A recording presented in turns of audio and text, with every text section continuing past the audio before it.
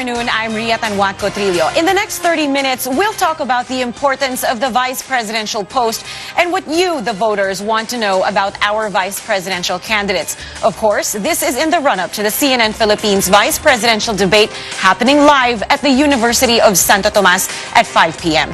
Joining me today is a panel of experts. We have, via Microsoft Teams, the president of survey group Pulse Asia, Ronald Holmes.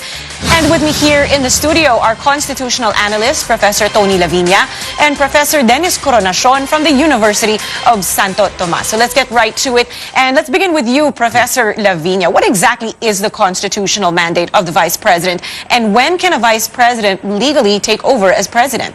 Well, the vice president really only has one constitutional job, which is to replace the president when the president becomes permanently incapacitated, when the president resigns from office, and when the president dies.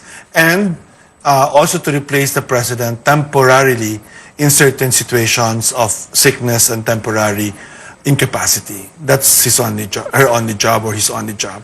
However, the president may give him or her another job, like a cabinet position, which doesn't have to be confirmed by the Commission on Appointments. Right, and the president may or may not do that. Doesn't have to. Right. Okay, so now let's go to Ronald Holmes of Pulse Asia. First, I want to talk about the statement recently released by the UP School of Statistics, which cautioned the public against possible unreliable survey results because of what it called unclear methodologies. So maybe you can tell us about how important the methodologies are and what are the most stringent methodologies that should be used in order to come up with credible survey results. Well, the methodology has to be following a probabilistic design. That means everyone in the voting population has the equal chance of being selected. And it's only to that probabilistic method that you can talk about a nationally representative survey. If you don't follow a random sampling, then that means that the survey should only be generalized pertaining to the sample where it was taken or the universe where it was taken. So that's quite important. You can do online surveys that have probabilistic designs, but given the digital divide, the online survey might rule out a segment of the population. So there are things that have to be followed in terms of surveys, and we will really have to define what the methodology, find out what the methodology is, so that you can distinguish what will be representative and what would not be representative of the population. All right, Professor Dennis Coronacion, let's go to you now. The coming elections will be a first under this pandemic that has changed our lives greatly over the last 2 years. Will this health crisis be a factor when Filipinos cast their vote on May 9th? Well, actually, this is already the second time that we're going to hold an election during the pandemic. The first one was back in 2019, and that's for the midterm elections. But this is the first time during the pandemic that we're going to hold a presidential and vice presidential elections. Now, the health crisis is going to be, I think, a determinant, in selecting the leaders, our next set of leaders, since the pandemic has really wrought havoc to our country, and it has not affected, it has not only affected our health, but as well as its adverse impact has been felt on other areas, such as the economy. That's right. Okay, we have so much more to talk about. You are watching a special presentation of CNN Philippines on the vice presidential race. We'll be back after this short break. Stay tuned.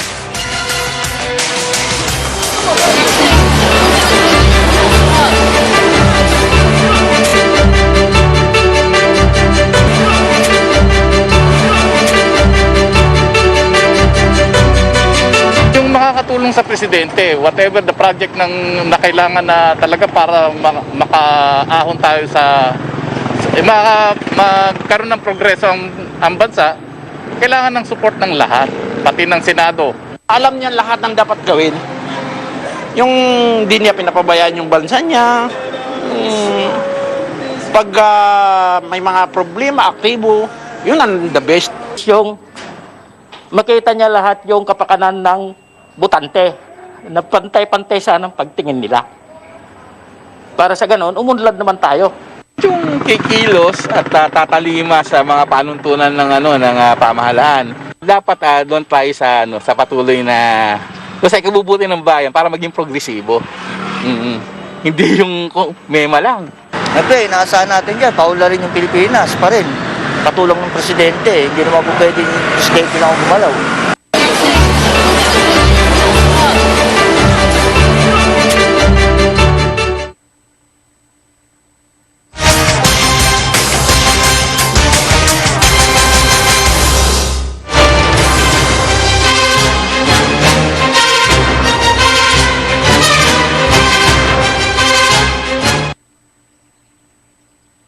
Sure ka ba talaga dito? Ano ka ba? Mabait si Papa. Si Miggy po. Mano po, Mr. Fardo? Please, call me sir. Aba, laki ng supermarket dito ah. Bili tayo ng drinks. Ako na po ang drinks. Sige na. Gutom na ako. Kuha na mga kami, Mike. So, paano? Mabiyahe pa tayo. Sir, hatid ko na po kayo. Central Hub yan. Develop na tong part ng Tarlac ah. Sir, sagot ko na po ito. Tingin mo sa akin. Cheap? Sir, hindi po. Joke lang. Sir, pwede na po ako. Thanks. Next time ulit. Miggy. Max fun! Woo!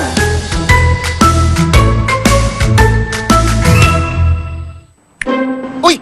May free delivery! Basta McDo free delivery, di kailangan pag-isipan. Diretso na sa new McDelivery app. Sarap! Download now! Maraming driver nakadilipid dahil sa kanilang energy ability. Gamit ay sasakyang matipid, bawas konsumo ng gas o diesel. Energy ability ay ginagawa. Plus, Sasakyang energy efficient equals energy efficient transportation. Project finish! Ang purpose ng dessert, i-reward ang masipag with layers of sarap.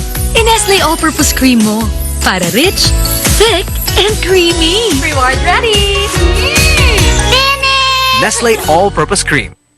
In everything you do, make sure you choose what's true. We always follow our hearts, so true adventures come our paths. Dreams and aspirations, giving spark to all our passions. Stay true and you know what to do. And choose the bonds that are true. We choose what's true. Ooh. We choose cheese and blue. Choose what's true. Ooh. 'Cause some of more cheese and blue. Choose what's true. Ooh. Choose what's true. Dahil ito ang cheese and blue.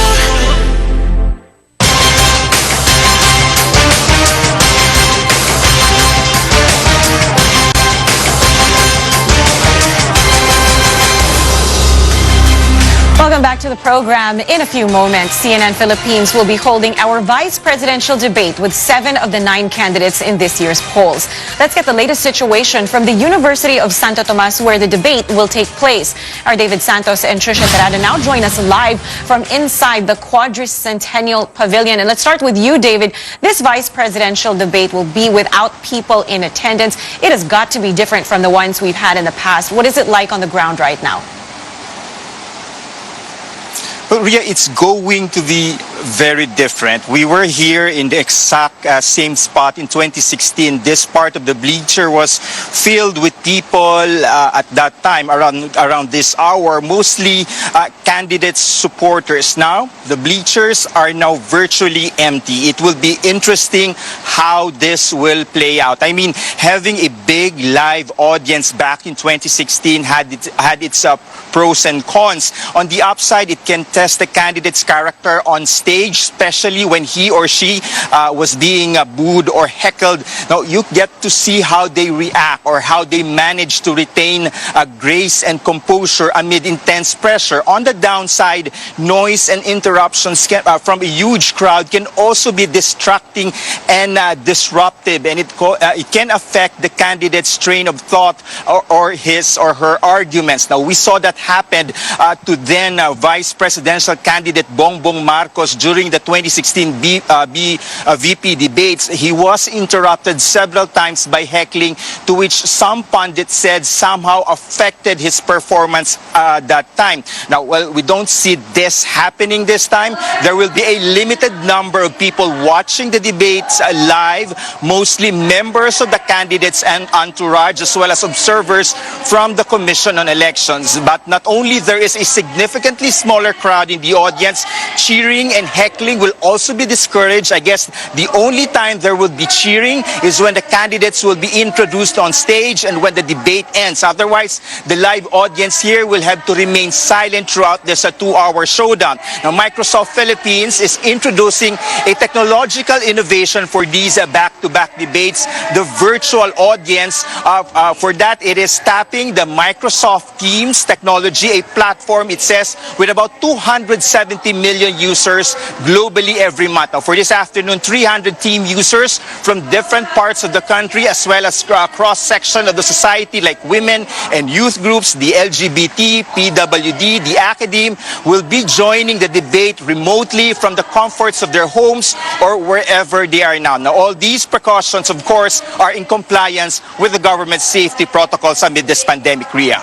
All right, well, this race has been remarkably stable so far, with Sara Duterte seeming to be the constant frontrunner in the surveys. But a debate always has the opportunity to upend things, especially since the frontrunner is going to skip this debate and it seems even the future debates. So, Trisha, let's go to you. Where is Mayor Sara Duterte today? Do we know that? And what do we know about why she refuses to attend the debates?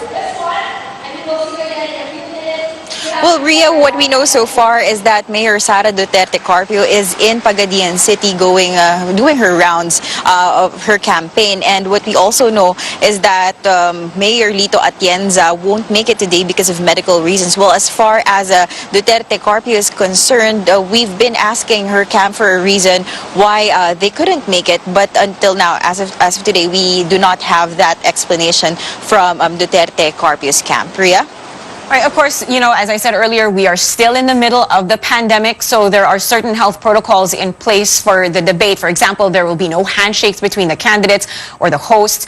David, what else should we know about the safety and security measures? And also maybe you can tell us a little bit about the format and what to expect from this afternoon's debate and what it will look like. Well, if you can see behind me, the limited seats on the floor are strategically placed so people will be spaced out inside this auditorium. Prior to coming on stage, the candidates and their entourage were ushered to separate rooms at the Father Roque Ruyano building just across this debate hall. That sort of served as their bubble prior to this debates, although I understand Doc Willie Ong and his wife visited the room of Senator Kiko Pangilinan shortly after their arrival here at UST. Now, everybody needs to present a negative COVID test result as well as their vaccination cards.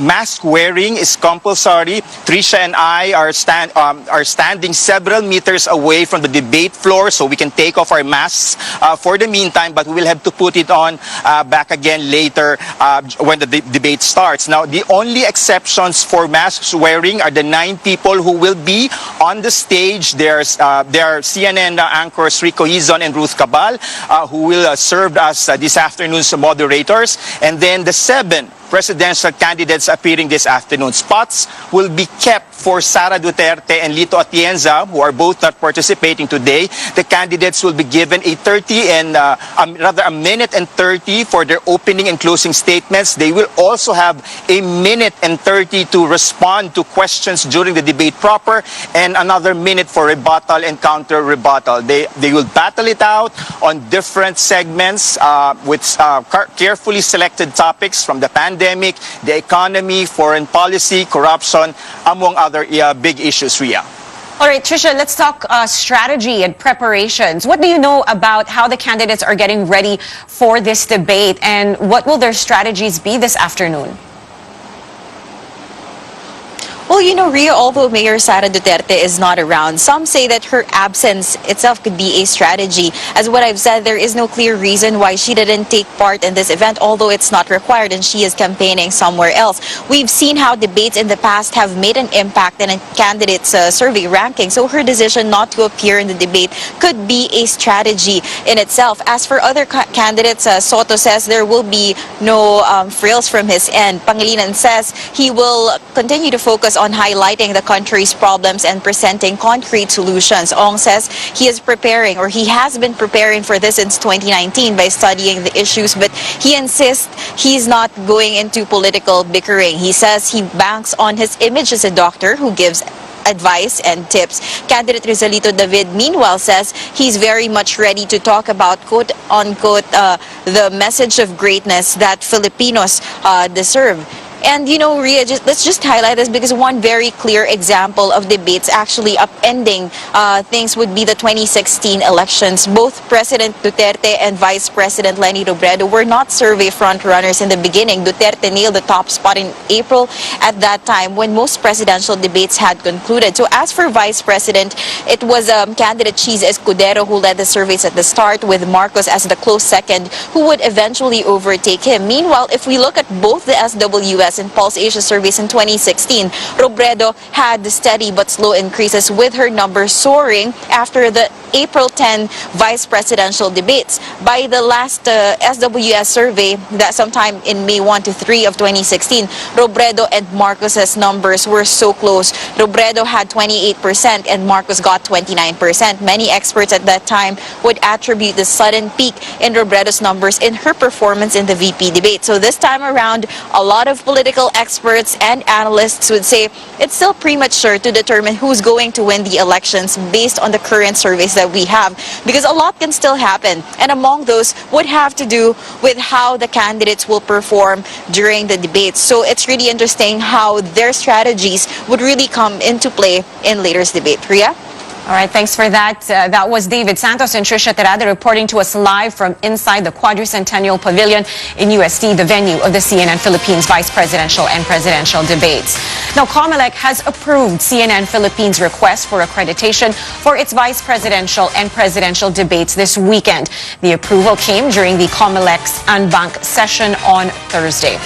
And now, let's see some comments from netizens. Our Paulo Abrera now joins us for a look. Paulo, what are people saying? Well, thanks, Ria. Now, we asked netizens, if you had a chance to ask our vice presidential candidates a question, what would it be? We've got quite a selection here that we're going to be talking about. We're going to be starting with some comments here from Facebook. Sofia Gara asked, to all the candidates, how will you ensure that Philippines will be in good hands if you win the election, especially during COVID crisis and economic fail? Okay, on Ana Oconer over here, also on Facebook, all candidates have big plans to address the problems of the country. Where will you plan to get the funding to support them, she asks. Do you have concrete plans for this? So that's another interesting question here. Please avoid giving mother statements such as unity and by stopping corruption. How will you ensure the sustainability of your solutions and ensure that they are safe from being politicized? Another question here, or rather, question thrown from Facebook from Chloe Go. Almost every candidate who ran for office promised to rid the government of corruption, yet corruption still prevails. What concrete action steps can they take to get rid of the government of corruption once and for all? We need detailed action plans that are implementable. Moreover, we know that a lot of corruption and red tape happens at the local level in LGUs. She continues on, but we'll move on rather to Charles here from Twitter asks, what is trust for you? As we are now living in a time where more and more people in a daily basis is losing their trust with the government. With that, how do you think you could regain that trust, especially if you are elected? All right, we have another comment here from Twitter. Tyrant asks, how do you vision the country to be like after you leave the office in 6 years? And finally, rounding off our selection here, back to Facebook, Orly Villanueva asks, will you continue the programs of Office of VP? Should you win as VP, what will you likely keep and enhance, and what will you discontinue, and why? How will you implement these programs, and what are your priorities? All right, that is the current pulse of the netizens. Now, those are the questions that they are asking. It'll be interesting to see what will be on their minds post-debate. That's what we've got for you. Back to you, Rhea. All right, thanks a lot for that, Paolo. Now, you are watching a special presentation of CNN Philippines on the vice presidential race. We will be back after this short break. Stay tuned.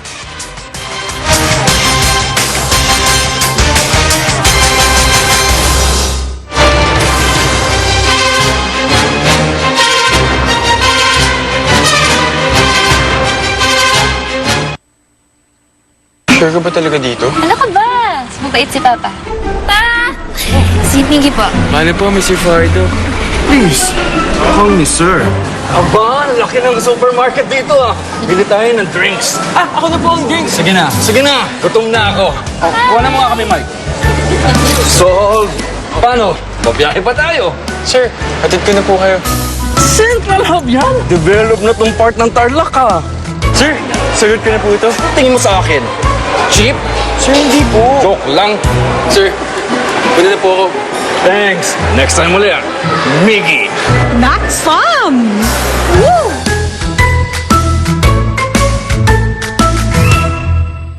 New Carnation Evap, the cooking milk na sumichef. Angat sa milky namnam with warm milk. Kaya ang sarap at confidence. Sumichef, New Carnation Evap. Cooking milk! Suki! Siya ang bagong siga ng Senado, General Eleazar. Siga? Paano sa pelikula? Tunay na siga si General Eleazar. Sipag at galing. Sipag sa pangreforma ng PNP. Galing sa paglaban sa krimen. Bugok at abusado, kalaboso! Kinalaban niya tayo. Marami tayong ilalaban para sa Pilipino. Lalo na sa peace and order at seguridad para umangat ang ekonomiya. Dahil ang laban nyo, laban ko. General Eleazar, iboto, Senador, 23 sa balota. Lazada 3 birthday opening sale. 1 month celebration with free shipping. Flash sales at Piso Deals. 3 birthday opening sales. Starts March 3 to 7. Lazada. Mga mommies, gawing all-in wonderful ang tortang talong. With Maggi Magic Sarap, may sarap at aroma ng dagdag onion at garlic, real meat at spices. With Maggi Magic Sarap, nasa kamay mong sarap ng buhay.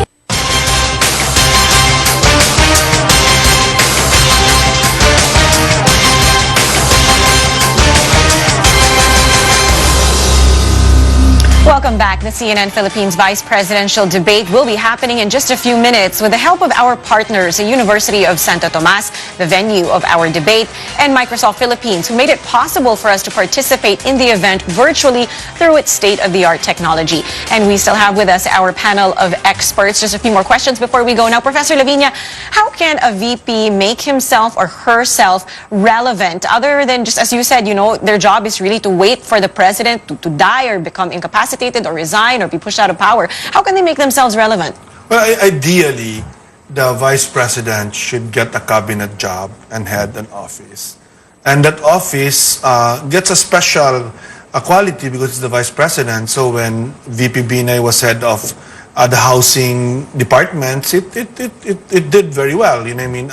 When President Estrada was the vice president of FVR, he did also the crime commission. But if it's not possible, like we have in President Duterte, who's inexplicably he didn't want to deal with the vice president at least over all the 6 years. It was a short period. He worked with her. Then the vice president rises up to the occasion, and VP Robredo really rose to the occasion and had his own programs. Because the vice president, even if he's not constitutionally has any job, still represents the country, still represents the government for most people.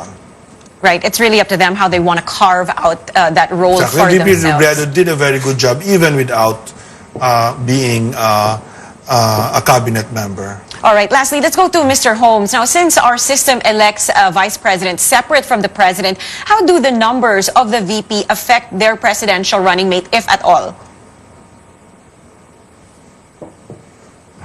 All right. Sir, I think you're on mute.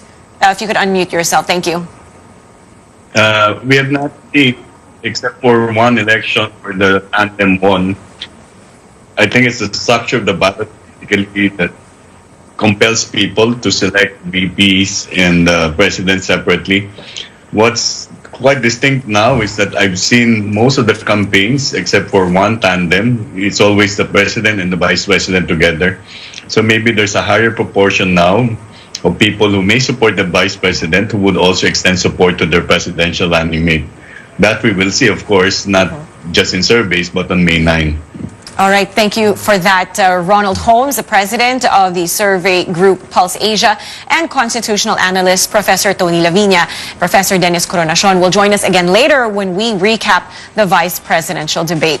In a few minutes, 7 of the 9 vice presidential candidates will weigh in on some of today's most pressing issues at the CNN Philippines vice presidential debate live from UST. I'm Ria Tanwatco Trillo. We'll be back after the debate to break down the highlights.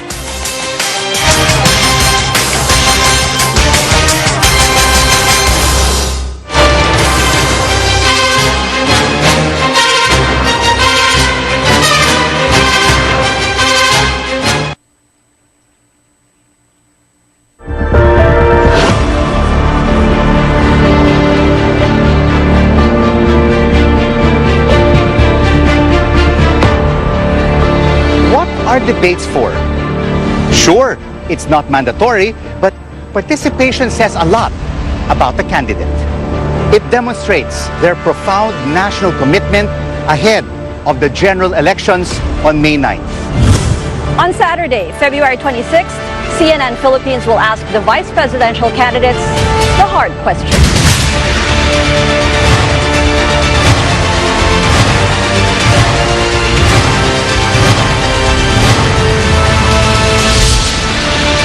And on February 27th, we'll turn our attention to the men and women seeking the highest office of the land.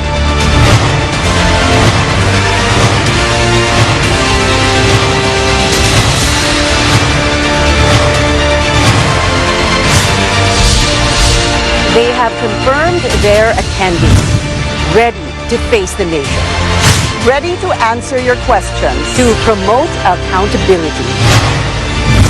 Side by side, on one stage, on one network.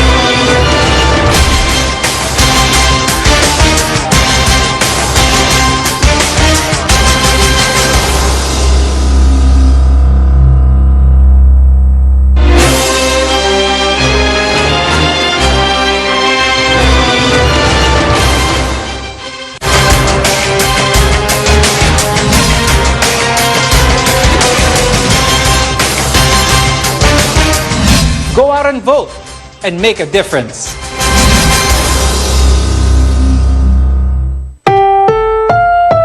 This program is rated PG. It contains themes and scenes which may not be suitable for very young audiences. Parental guidance is advised.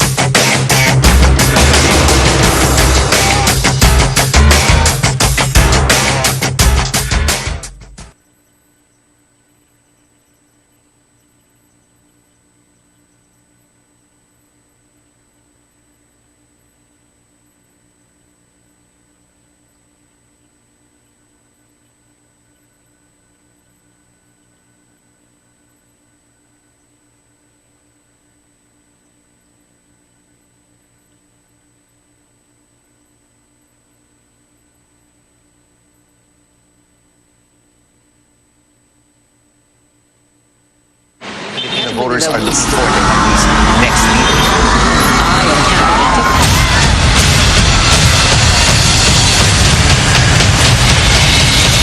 Seven candidates for vice president standing side by side. To face the Filipino people. Filipinos are not that foolish. We are going to do that by taxing the rich.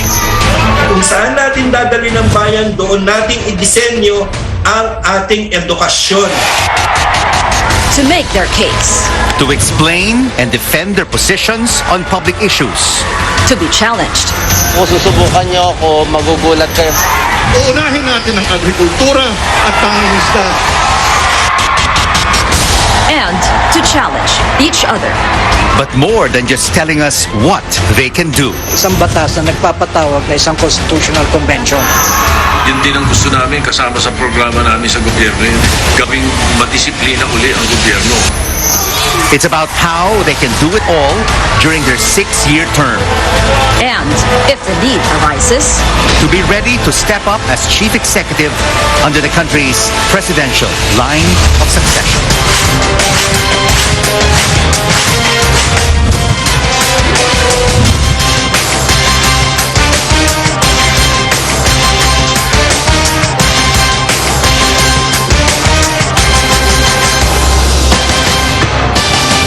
Hello everyone and welcome to a CNN Philippines special presentation, the Filipino Votes Vice Presidential Debate 2022.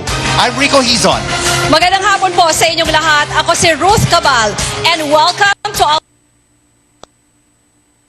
and on Facebook. Syempre Rico, batiin din natin ang ating virtual audience sa ating naglalakihang screens. Marami dyan mula pa sa iba't ibang lugar at malalayong lugar sa Pilipinas. Different industries, different backgrounds.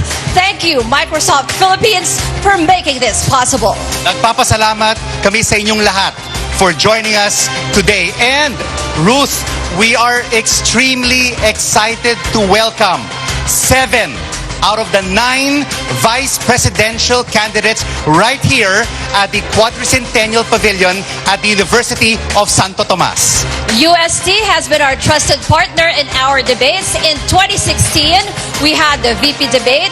And 2019, di ba? We had our senatorial debate dito rin sa venue na ito. Maraming salamat, UST. We are very much grateful. And now, Ruth, it is time to welcome our candidates for Vice President of the Republic of the Philippines in alphabetical order. Walden Bello.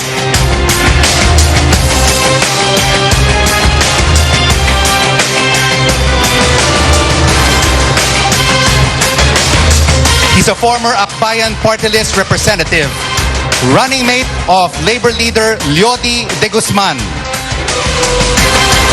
Our next candidate, pro-life advocate, Rizalito David.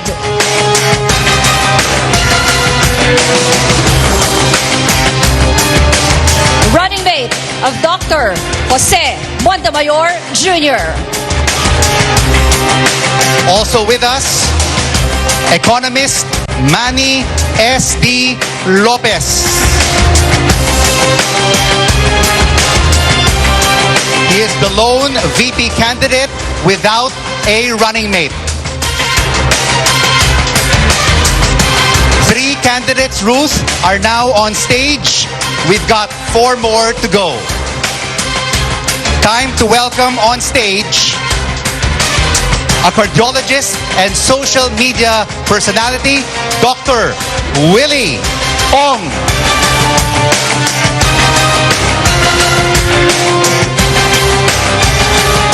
He's running alongside Manila Mayor Isko Moreno Domagoso. Our next candidate, Senator Francis Kiko Pangilinan.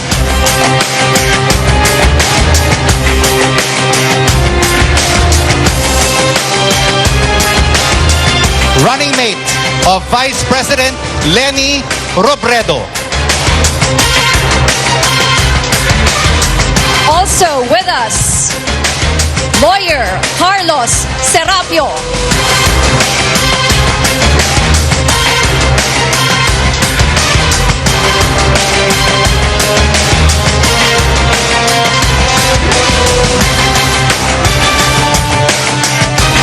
He's running alongside businessman Faisal Mangondato. And our final candidate, Senate President Tito Soto.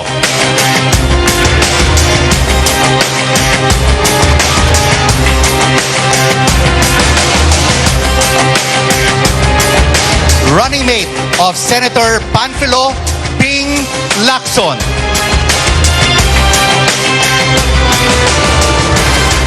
Rico, nakaka-excite na makita ang 7 out of 9 vice presidential bets here on stage. 2 are unable to make it.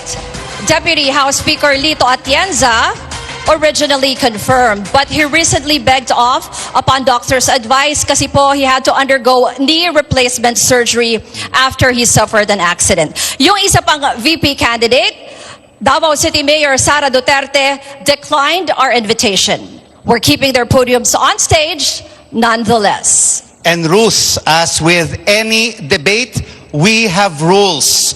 We'll be asking general and specific questions. Your allotted time is 90 seconds or 1 minute and a half to answer these questions. And to be clear, general questions will be answered by all the candidates. If your name, running mate, or your party is mentioned or alluded to, you can do a rebuttal. Pero para dyan, 1 minute lang po. And there are monitors in front of you that will serve as your timing device. You'll hear this sound. To remind you, you have 10 seconds left. When your time is up, you will hear this other sound. And we hope by then, candidates, you will quickly wrap up. At pakiusap din natin, candidates, ha, please don't talk over each other. We will turn off your mic if you interrupt and let the speaker finish within the allotted time. Kasi mas maganda, Rico, pag tuloy-tuloy yung sagot nila para mas maintindihan sila ng ating mga manonood. At malalaman ng ating audience at ng ating Filipino electorate ang mga plataforma ng ating mga kandidato. So let's go ahead and begin with your opening statement. It will be your answer to this general question. Vice presidents can be appointed by the president to a cabinet position. If elected, what cabinet position do you prefer and why? Candidates will answer this question in alphabetical order, so we will begin with Walden Bello. Please go ahead, sir. Well, I would prefer the Department of Finance because it is such a central cabinet position. Talyode and I will have a tax on the top 750 people, billionaires in the country, and this will be for social programs that will go and benefit the vast majority of our people. We are going to legislate job security and higher wages, starting with $750 paid per day. And this is not just out of social justice, but this is also because we want to put purchasing power in the hands of our people to really make a very creative economy. We are going to repeal all those laws that have opened up our economy indiscriminately, thereby destroying our manufacturing and agriculture and forcing our people to go abroad in search of jobs. We are going to legalize divorce and same-sex marriage, and we are going to pull the Philippines from the 17th century to the 21st century. Mayor Sara Duterte, why are you not here to defend your positions? Nganong talawan mangka, Inday? Rizalito David, it is now your turn.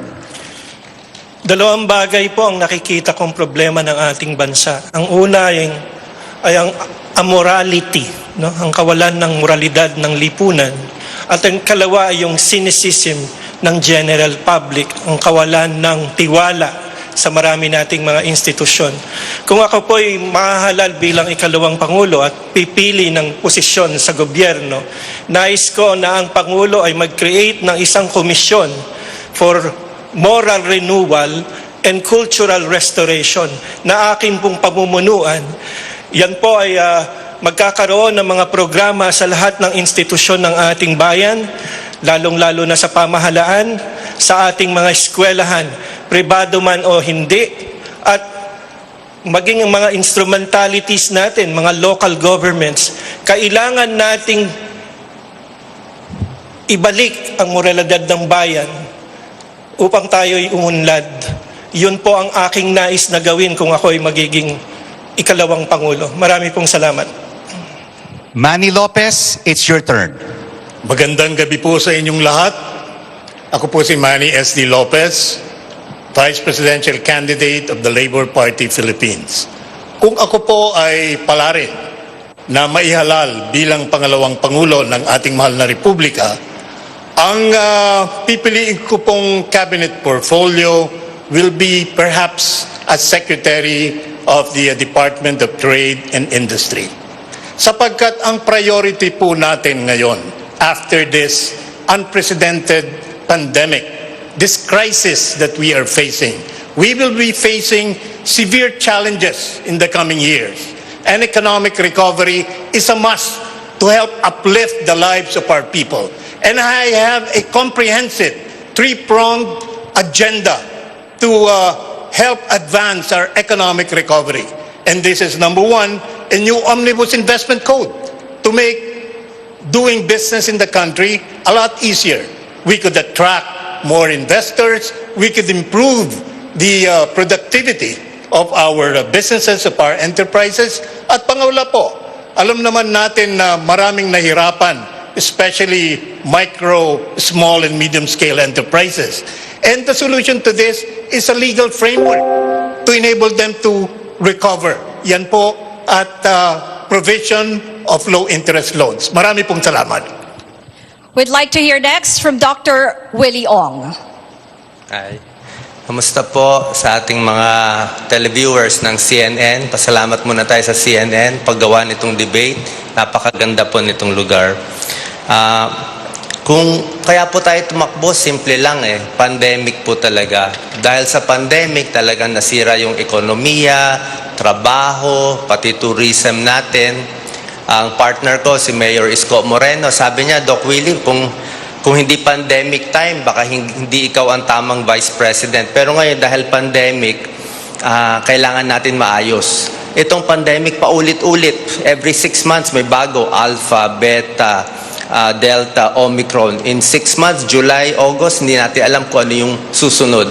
Kaya depende sa Presidente kung gusto niya ako lagay sa Department of Health, gusto niya ako gawing overview sa health, okay po dito. Kung gusto niya ako tumulong sa ayuda, okay din po sa akin. Parang division of labor po kami ni Mayor Isko. Sabi niya, ikaw bahala, Doc Willie, sa kalusugan, siya bahala sa pabahay, trabaho, edukasyon, foreign affairs. Kailangan natin magawa ng mga ospital. We need an infectious disease hospital. Doon natin lalagay yung COVID patients.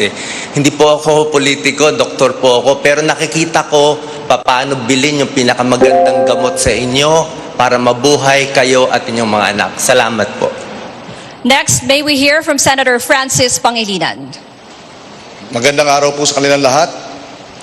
Depende po sa ating magiging Pangulo na si President Leni Robredo kung ano ang iaatang niya sa atin. Pero kung ano man ang merong kinalaman sa agrikultura at pangingisda, yun ang ating tatanggapin. Lahat ng mga kandidato ngayon sa pagka-Vice Presidente at sa loob ng 20 taon ng halalan sa ating bansa, ako lang ang kandidato na isinusulong at gagawan ng solusyon at sinisentro ang problema ng gutom, mataas na presyo ng pagkain at agrikultura. Tututukan natin ang alalay at ayuda at tulong sa magsasaka at mangingisda. Bilang dating Food Security Secretary, pinigilan natin tumaas ang presyo ng bigas dahil nilabanan natin ang mga rice cartel at ang smuggling at tinigil natin ang tongpats sa importation ng bigas na nauwi sa savings ng 7.3 billion pesos sa loob lamang ng 2 taon. Yan ang susi sa maayos na suporta sa ating magsasaka at mangingisda, tapat na gobyerno, at makakaasa sila sa atin dito. Kapag buo ang suporta sa magsasaka at mangingisda, dadami ang kanilang ani, dadami ang huli, maganda na ang supply ng pagkain sa ating bansa, bababa ang presyo, mawawala na ang gutom. Yan ang ating tututukan. Now we would like to hear from Carlos Serapio. Thank you, CNN at mabiyayang panahon, Pilipinas. Ang aking pong pipiliin ay batay din sa pipiliin ng aking Pangulo, si Presidente Faisal Mangundato. Kung ano po ay bibigay niyang tungkulin sa akin, iyon po ang aking gagampanan. Datapwat, kung ako'y kanyang tatanungin kung ano ang aking personal na preference dahil po sa aking academic background, sa aking experience in engaging different leaders and functionaries of different nations, I prefer to take the portfolio of the Department of Foreign Affairs. And in that position, I think the experiences that I have had in doing back-channeling work will provide the kind of background as well as expertise for me to be able to do justice to the position. Kaya po, diyan mahalaga sapagkat tayo nahaharap sa ating ngayong mga relasyon sa iba't ibang bansa, lalo't higit na dito sa ating rehiyon. At ito po ay napakahalaga. Kahit na pa nga ang aming programa ay ang tanging programa ng transisyon. At sa transition po, mahalaga na maunawaan ng ibang bansa kung ano po ang ating patutunguhan na sistema. Salamat po. Senate President Tito Soto. Salamat po ng marami. The Dangerous Drugs Board and the Department of Interior and Local Government, I will be able to implement the Dangerous Drugs Act of 2002 completely. Republic Act 9165, of which I was the principal author of, and created the Philippine Drug Enforcement Agency. The present situation calls for the attention of government to the problem of drug abuse, not just illegal drugs. Those are two different animals. Kapag ang inasikaso mo lang ay yung supply reduction strategy na enforcement lamang at may kakulangan sa prosecution, you will never solve the problem of illegal drugs. But if you concentrate on prevention and rehabilitation, which is partly the demand reduction strategy that is necessary to combat it, I feel we will be able to complete and implement well the laws that we have passed before. Ngayong narinig na po natin ang opening statements ng ating mga kandidato, susunod na bubusisiin natin mga mahahalagang issue. And among the top voting issues this 2022 is the COVID-19 pandemic. Paano kaya nila tutugunan yung mga naging epekto ng pandemya sa ating bansa? Aalamin natin yan. And after the break, we'll have specific questions for two of our senators with from Kiko Pangilinan and Tito Soto about the recent Senate Blue Ribbon Committee report on the pharmaceutical controversy. You're watching a CNN Philippines special presentation, The Filipino Votes Vice Presidential Debate 2022. We'll be right back.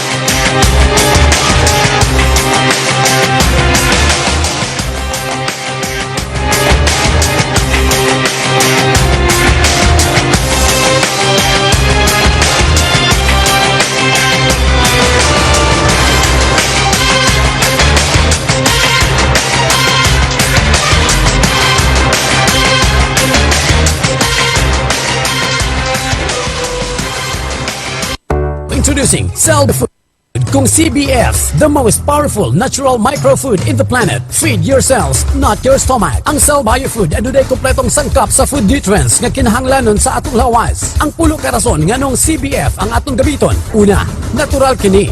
alkaline food, health-building microcell food, adunay cell growth factor, protection sa mga sakit, maayo para sa weight control, proven na kini, convenient o ekonomiya. Cell Bio Food kung CBF na kita. Sunda ang programang Lambo Misamis Oriental aron may balaan mo ang mga kalambuan ug panghitabo sa Misamis Oriental ubos ni Governor Bambi Imano. Lambo Misamis Oriental mohatag katin-awan sa mga issues nga may kalabigitan ang pagdumala sa probinsya. Gusto mo bang updated ka? Gusto mo bang matin-awan? O gusto mo bang masayran ang mga panghitabo karon sa Misamis Oriental? Atangi, matag adlaw, Lunes paingon Sabado, alas 8 paingon sa alas 10 ang takna sa buntag, dini lamang sa RPN TV5 o DXK Radio 1368. Lambo, Misamis Oriental.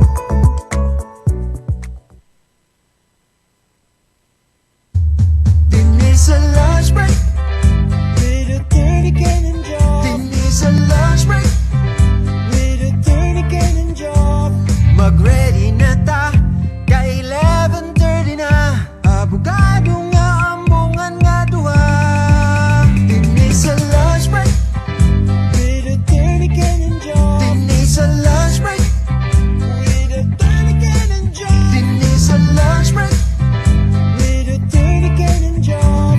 Malaw negosyo o lifestyle, hindi lang sa lunch break.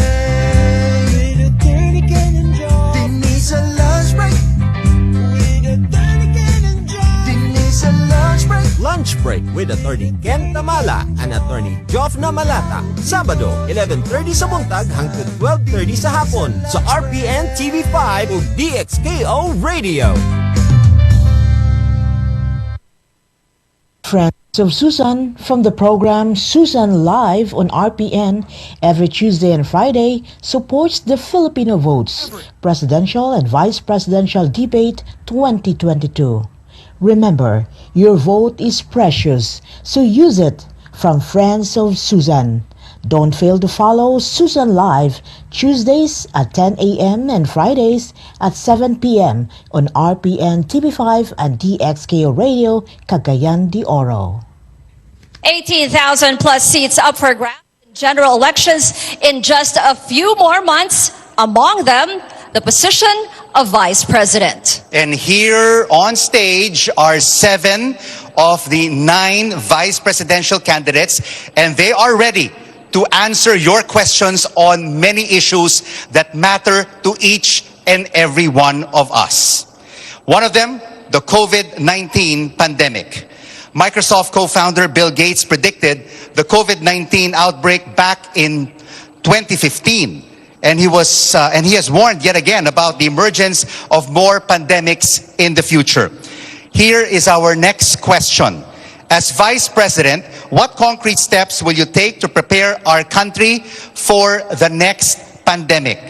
Candidates, the more specific your answer, the better. Manny Lopez, we will start off with you. Thank you very much for this very relevant question. I happen to be a Bill Gates reader and also a veteran advocate of more effective disaster planning and management, among which is pandemic management. Pandemic is something that we have faced in the past, and we will be facing as well in the future. And my general prescription is for a science-based, cost-effective, and pragmatic approach to pandemic management.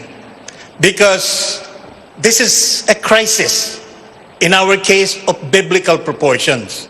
And accordingly, the general prescription is our bayanihan spirit, our caring for each other.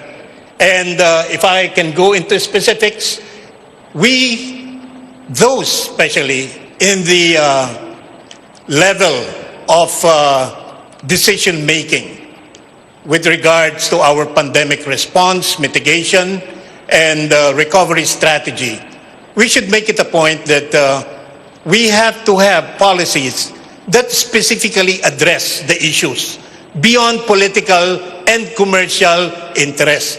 Because this is what really bothers our pandemic response. And we could do better. And we could do better by caring more for each other and for caring for our country and our people. Thank you very much. Tanungin naman po natin ngayon si Senate President Tito Soto. Treatment, prevention, prophylaxis, I think we should go there. The vaccination program is good, but what do we do after 6 months? After 6 months, we'll ask Congress again for 78 billion para mabili na naman for 100 million Filipinos every 6 months. So I think we should be concentrating more on the prophylaxis. There are many new inventions, or discoveries, I should say, in the other parts of the world. Kaya kailangan mas bigyan natin ng diin yung ganito. Siguro dapat bilisan lalo ng FDA ang pag-approve ng mga prophylaxis at saka makakatulong sa prevention sa atin. But of course, the health standards, the health protocols should remain. Rizalito David, your pandemic response. Firstly, kailangan magkaroon ng summit para magkaroon ng consensus ang scientific community kung ano nga ba itong magiging pandemya na ito, o in this particular case yung COVID. Ang nangyari po kasi sa atin, kung ano-anong restrictions ang ating ginawa, sa isang banda lamang ng siyensya ang ating pinakinggan. Maraming mga doktor at scientifico na nagsasabing may gamot sa COVID, meron tayong pwedeng gawin, mayroong natural na gamot, at hindi natin kailangan mag-lockdown. Pero dahil ang gobyerno lamang ang nagsagawa ng mga pamamaraan, hindi natin pinakinggan yung mga ibang scientifico at ibang mga doktor. Kaya yan ang nangyari sa atin. Dapat hindi na po maulit yan. Kailangan talaga ng isang national consensus on what to do with COVID and with other pandemic that will hit us in the future. Maraming salamat po. Kung inyo pong mapapansin, no, meron kaming two types of questions kasi yung nakaraang question na yan, it's a specific question. Ibig sabihin, 1 or 2 or up to 3 candidates lang po ang sasagot. But we also have general questions kung saan silang lahat ang sasagot. So, bawat isa po sa inyo ay posibleng matanong ng specific question. And for a specific question that only one candidate will respond to, we'll need the help of our virtual audience who are behind us right now via a show of hands. Parang botohan ito. And it's to gauge how satisfied our audience is with a candidate's answer. So, to our virtual audience, who are joining us today. Hello.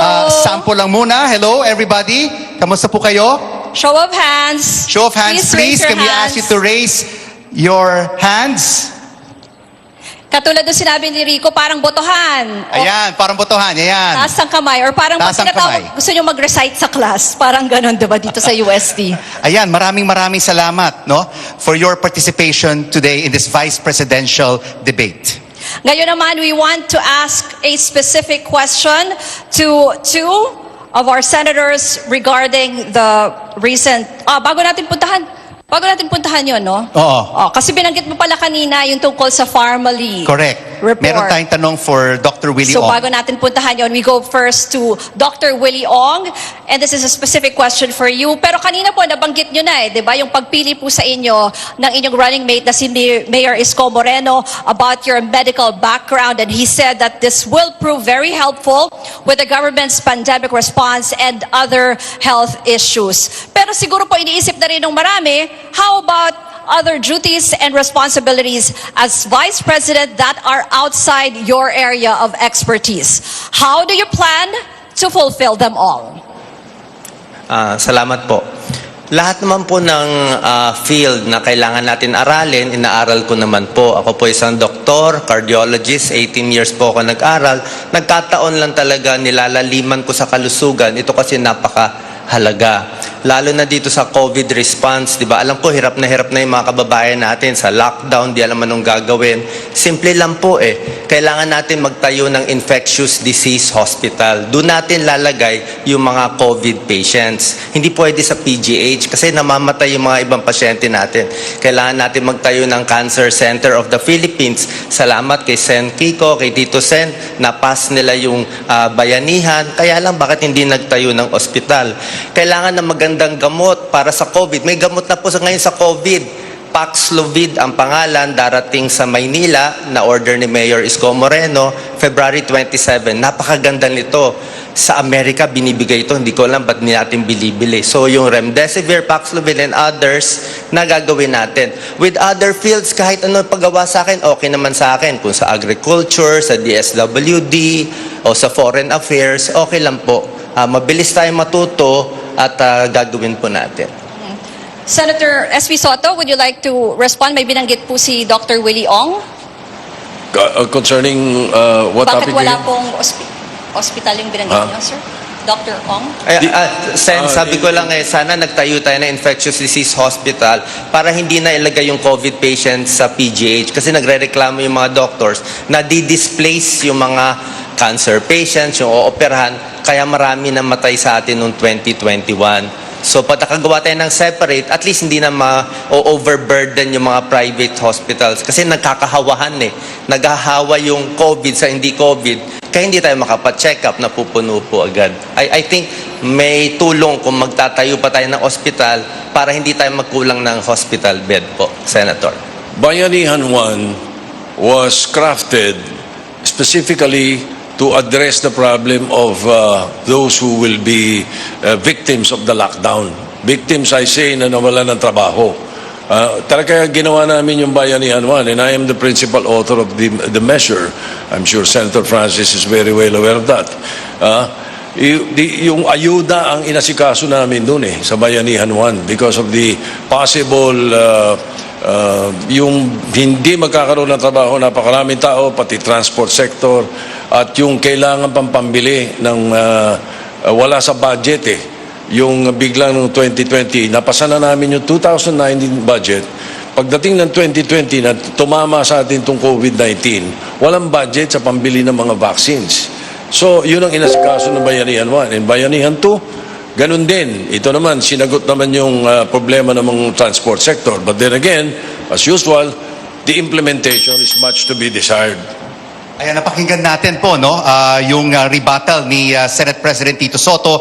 But before that, narinig rin po natin ang sagot ni Doc Willie Ong. So now we would like to engage our virtual audience. Are you satisfied with Dr. Willie Ong's response? May we see a show of hands, please? Are you Itaas niyo po yung satisfied kamay niyo with Dr. kung Willie Ong's satisfied response? kayo sa naging sagot ni Dr. Willie Ong.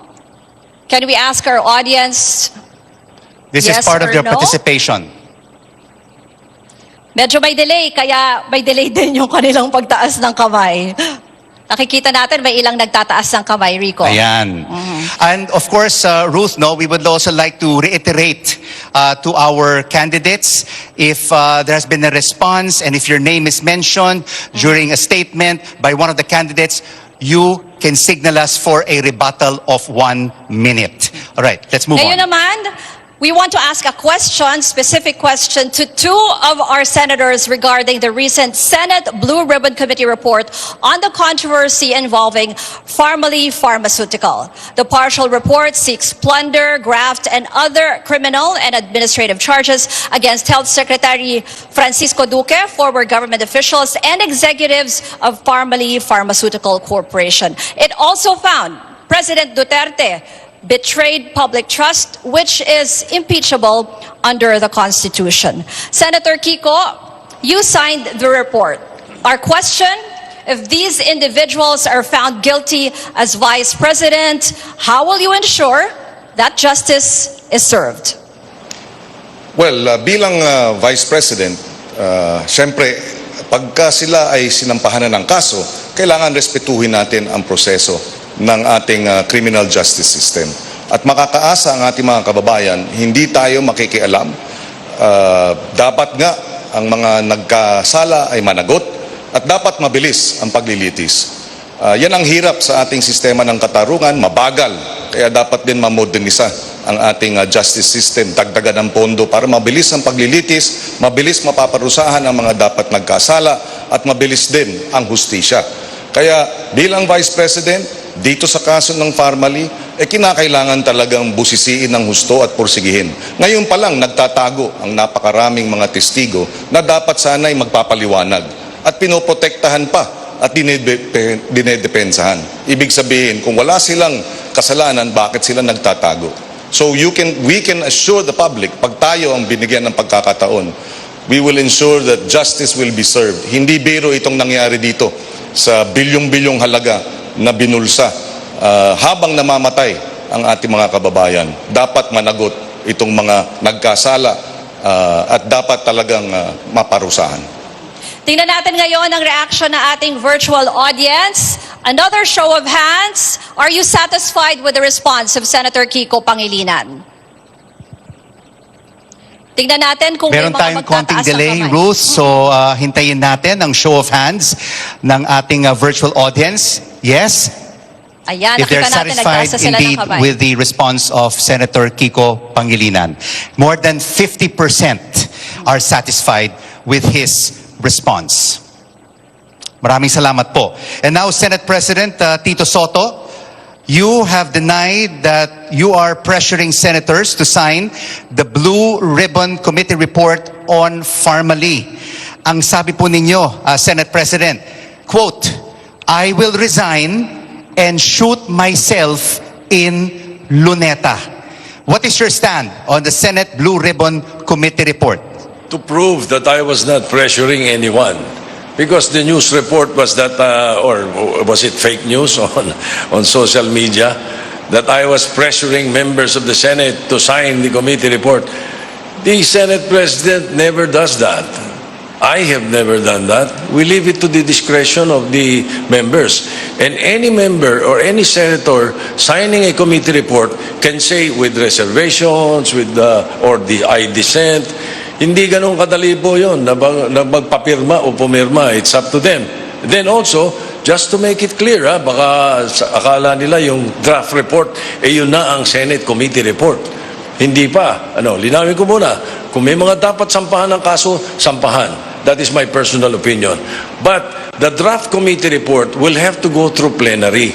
And in plenary, that is when we pass it, we debate on it, para malaman natin kung sino-sino mga kasama dapat do sa kaso at sino dapat ang makakasuhan. Because usually, the ombudsman nakikinig sa pinapadala ng Senado. Katulad ng ginawa kong investigasyon sa PhilHealth na pinakasuhan ko lahat yung mga gumawa ng kabalbalan dun sa pera ng PhilHealth. Nakasuhan lahat yun, but we passed it in plenary. Majority signed, but we passed it in plenary, and it was a Senate report. It was no longer a blue ribbon draft report like what is happening now. Virtual audience, we would like to see a show of hands if you are satisfied with Senate President Tito Soto's response. May we see a show of hands, please? Itaas po natin ang kamay if you're satisfied with the response of SP Soto. Ayan na, may We are seeing some who are responding to Senator Tito Soto's response. All right. Maraming salamat po for your participation. Actually, if Representative Lito Atienza was here, we would have also asked him also about the House panel's own probe on the Farmally controversy. This is a CNN Philippines special presentation, the Filipino Votes Vice Presidential Debate 2022. Candidates, the mission vision of the office of the president states you will serve to uplift the lives and protect the liberty of the Filipino people. And our next question pertains to micro, small, and medium-sized enterprises, which is considered the backbone of the Philippine economy. But they're unevenly affected by this pandemic. We'd like to know how you'll uplift their lives amid this raging health crisis. Stay with us. We'll be right back.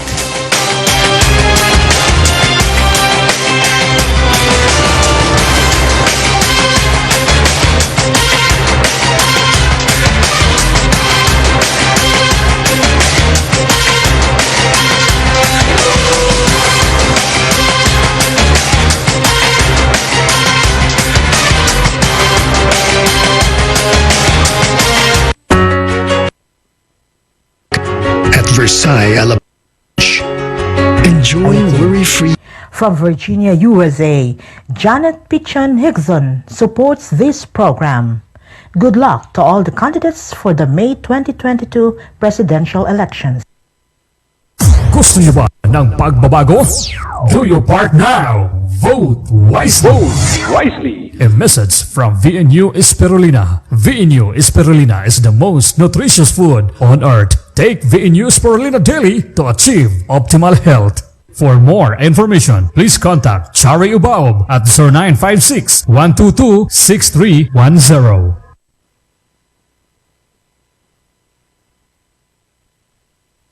Marami tayong ilalaban para sa Pilipino, lalo na sa peace and order at seguridad para umangat ang ekonomiya.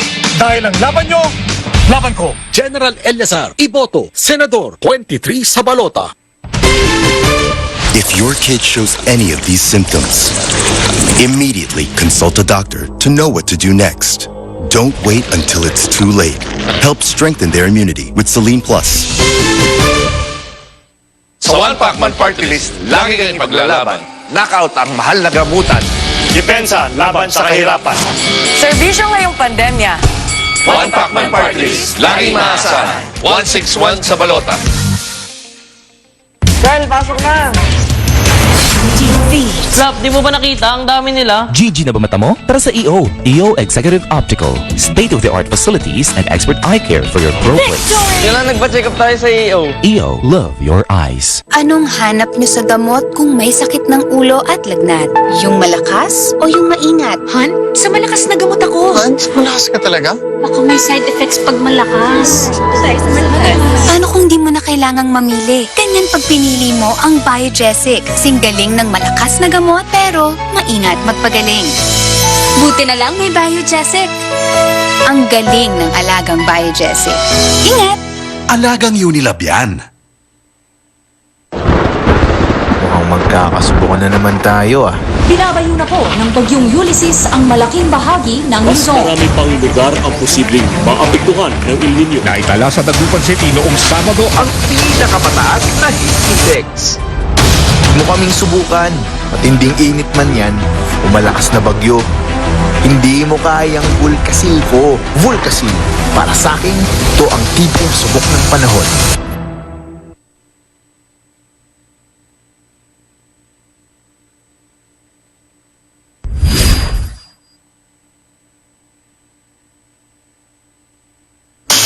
Kahit mo ito, hindi ba yan? Bossing Iboxy! Bossing Iboxy!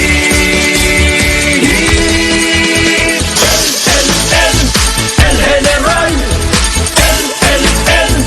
El Capitan! El Supremo! Samahan ng mga palaban. El General, ito'y matibay. El Capitan, ito'y makapit. El Supremo, ito'y matatag. Bossing Iboxy, palaban!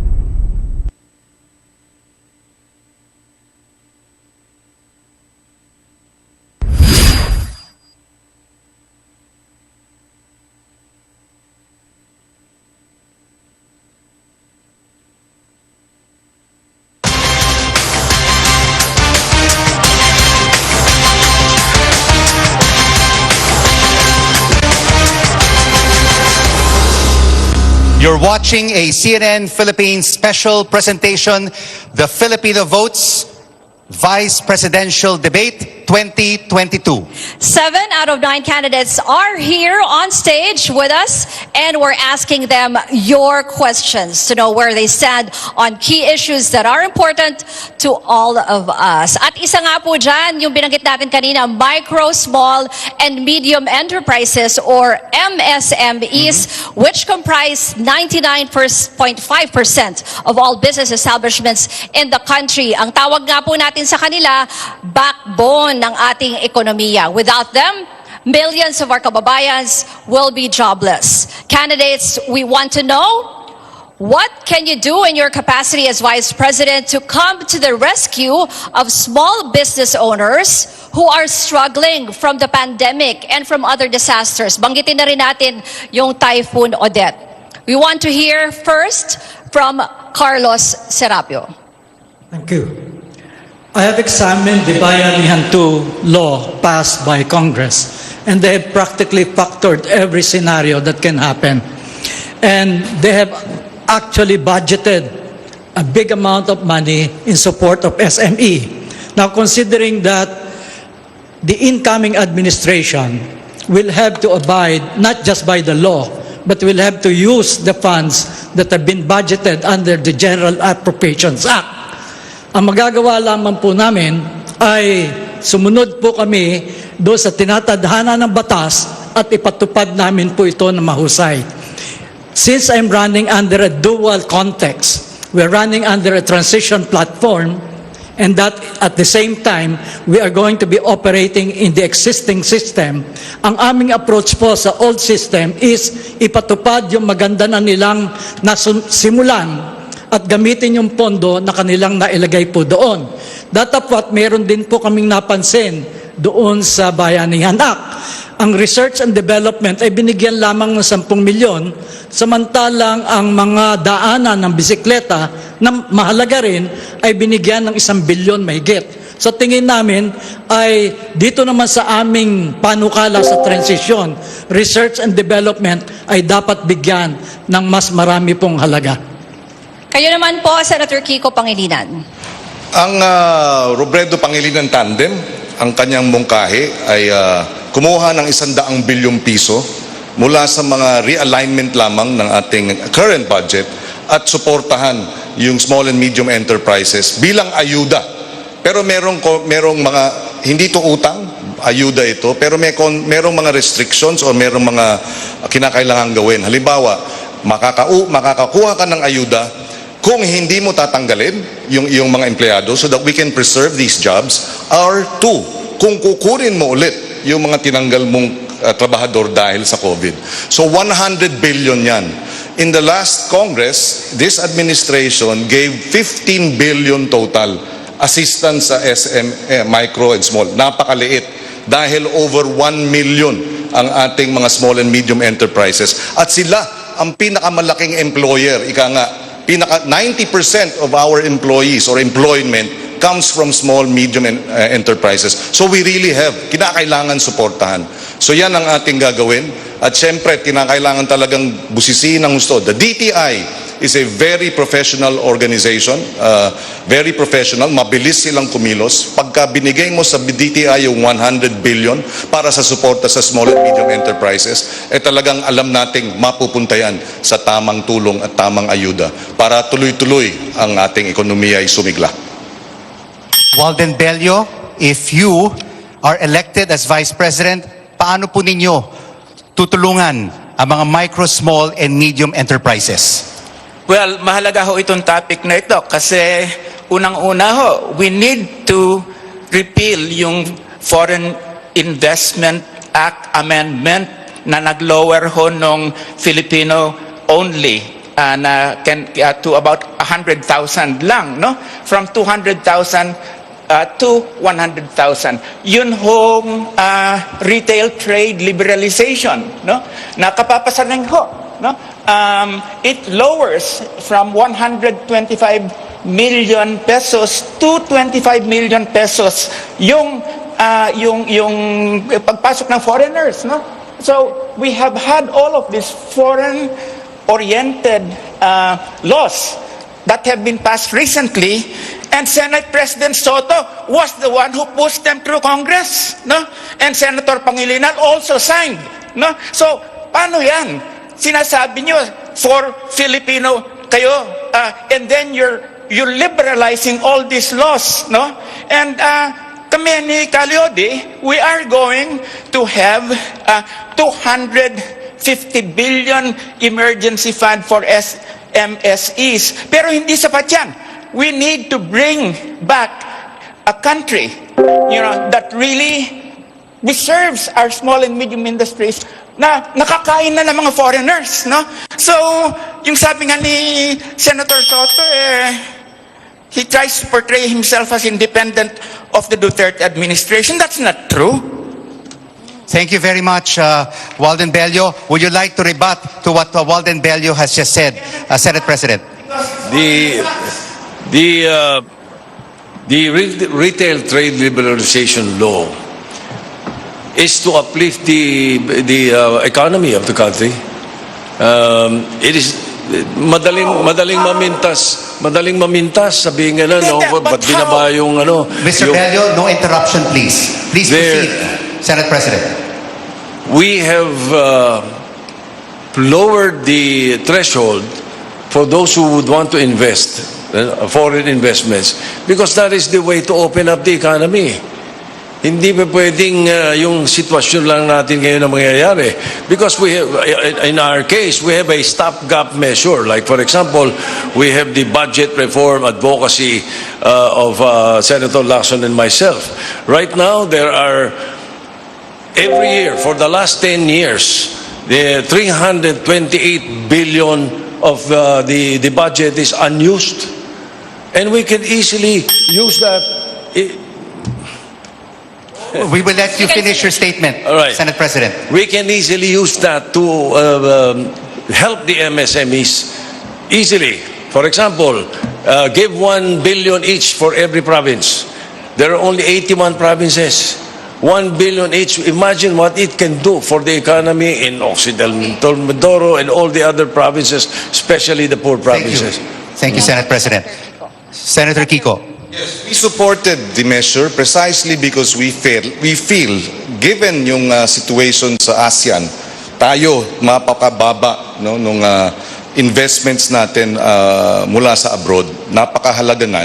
Ngunit binalanse naman natin. Kaya nga merong 100 billion na suporta sa ating maliliit na negosyante para talagang mabigyan sila ng alalay at ayuda habang nasa gitna tayo ng COVID response. We have ng COVID at ang pandemya. So kinakailangan natin balansehin. Hindi pa pwedeng bawal ang lahat ng foreign investment o kaya restrict it to the degree na hindi na lalaki ang ating ekonomiya dahil nakakadagdag naman sa totoo lang ng trabaho.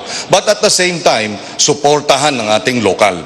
Kaya nga merong 100 billion which is 85 billion more than what this administration has given in terms of assistance to micro, small, and medium enterprises. Again, paalala lang po namin sa ating mga kandidato, wag po nating interrupt pag merong sumasagot. And for the rebuttal, you just have 1 minute. All right, napakinggan natin, no, si Senate President at si Senator Kiko. Are you satisfied, Mr. Bello, with their responses? No, I am not, because they're opening up SMEs, okay, and small enterprises, you know, to be eaten up by putting down the threshold by foreign entrepreneurs and businesses. And then they say that they're protecting SMEs and medium enterprises. It's say na, okay, bigyan kami kayo ng pondo para makatulong, pero hindi yun ang problema. The problem is, for instance, yung tariff laws natin, 1 to 4% and all of that, really has gone down. So let's not kid ourselves. You're sending this country and our SMEs to the hands of all these foreign enterprises that will eat them up.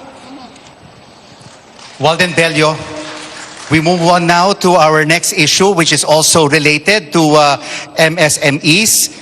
Many of those are Filipino fisherfolk whose livelihood have been affected not just by the pandemic but also by many other factors. This question goes to Senator Kiko Pangilinan. You promised to redeploy the Coast Guard and Navy ships to protect our fishermen from possible harassment from foreign vessels, which are mainly Chinese vessels. We're talking about a country with the largest navy in the world. At pagdating sa gray ships, they're also known as warships. At ibang usapan na yan. So in April last year, President Duterte said he would send gray ships if China starts digging for oil, quote, to state a claim. Are you prepared to take this maritime dispute to another level? Well, I'm prepared to fight for our rights over the waters of our exclusive economic zone and not be subservient. Hindi tayo pwedeng sunod-sunuran sa China. Gusto natin makipagkaibigan sa China, pero wag naman dahil sa pagkakaibigan natin sa kanila, i-give up na natin yung 550,000 square kilometers of sovereign and exclusive economic zone. Alam mo, tinataboy ng ang ating mga mangingisda, ipaglaban natin ang ating soberenya. Dati, ang kinikita nila 40 to 60,000 a month dahil nakakapunti sila doon sa malayo. Ngayon, dahil wala na yung Coast Guard, wala na yung Navy, talagang hindi na sila, wala nang pumuprotektahan sa kanila. So dapat i-resume yung patrol, dapat i-resume yung Coast Guard para pag naroon yung ating mga mangingisda, meron silang takbuhan. Number one. Number two, para tumaas ang kanilang kita. Ngayon, 3,000 pesos a month na lang ang kinikita. Kulang-kulang pa. Panggasolina lang. So kawawa ang ating mangingisda. And so we have to fight for our exclusive economic zone. That is energy security dahil maraming oil dyan at gas reserves. That is food security dahil maraming isda dyan at aquamarine resources. Ipaglaban natin yung arbitrary ruling. Dahil atin ang West Philippine Sea. Usapang ekonomiya pa rin po tayo, economic recovery. Ruth, meron gustong sabihin si Senate President? Yes, I think it's very important that the audience or our people know that I personally filed in the Senate the creation of the establishing maritime zones. The maritime zones will define the internal waters, the archipelagic waters, the territorial waters, and the economic zones of the country. Wala tayo nun. Kung ang China mayroong 9-dash line, wala tayong maritime zones, hindi maliwanag. That is why I filed the bill to ngayon, linawin mabuti yan.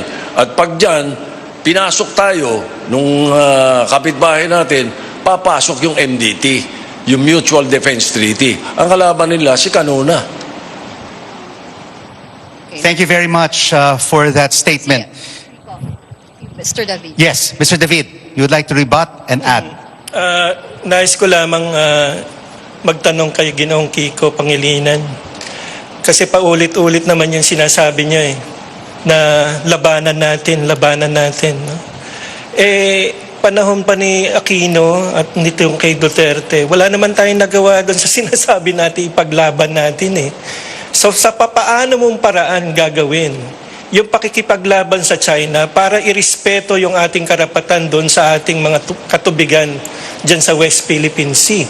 We cannot just simply say, ipaglaban natin. At ang nangyayari pa, sa mga proposals nyo, ang nangyayari pa, pinapatronize nyo yung ating mahihirap. Hindi nyo naman sila ini-empower with all those things that you're presenting. Libreng ganito, ayudang ganyan. That is not empowerment. That is patronage. Siguro, can I respond? Senator Kiko, do you have a rebuttal? Yes. Siguro hindi narinig ni Ginoong David yung kanina kong sinabi dahil sabi ko nga, we will resume the Coast Guard patrols in the area. We will resume the Navy patrols in the area.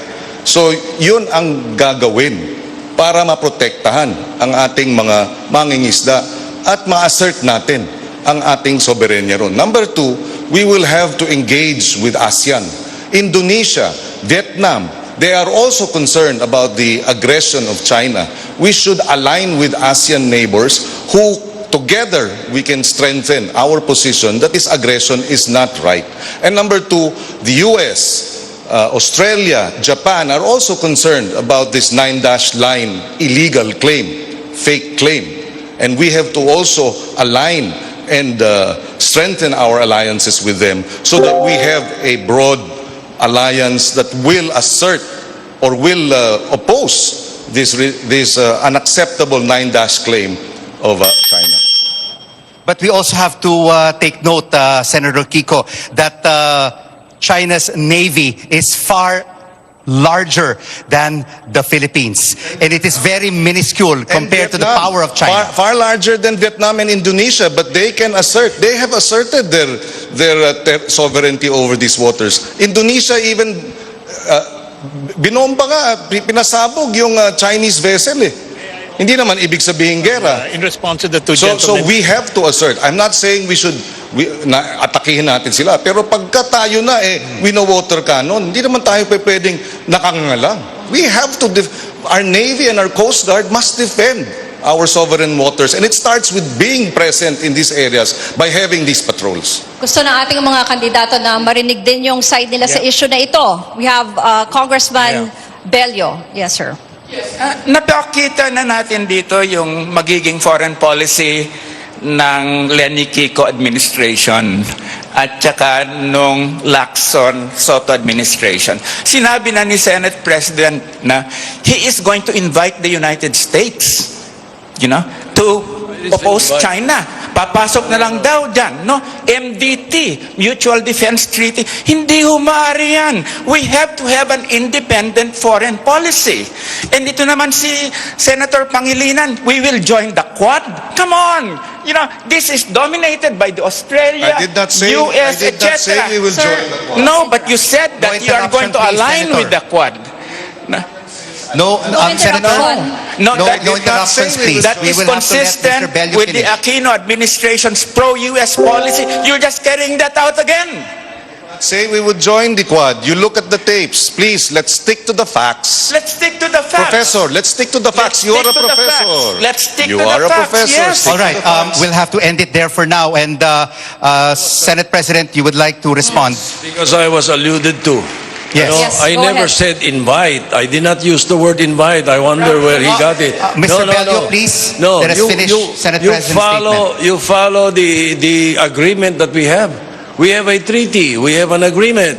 Once pinasok tayo ng foreign, kahit hindi China, kahit sinong foreign, may aggression sa atin, and if they do that in the maritime zones that I am saying na dapat ay ating markahan, papasok ang Mutual Defense Treaty. Automatic yun. And the Department of State of the United States has already said that. There's no one being invited here. Yun ang batas, yun ang agreement, yun ang treaty. Let's invite them in. No, that's not inviting. Have SP It's not inviting. finish. Anong gusto Old natin? foreign Pasukin policy. tayo ng China. Let's Mr. Bello, have new please, think let's tank. follow the rules. Oh. Anong gusto natin? Pasukin lang tayo ng China, hindi tayo papalag? Bubuka tayo? Hindi pwede. Mr. Bello. All right. We've heard both sides. We've heard their arguments.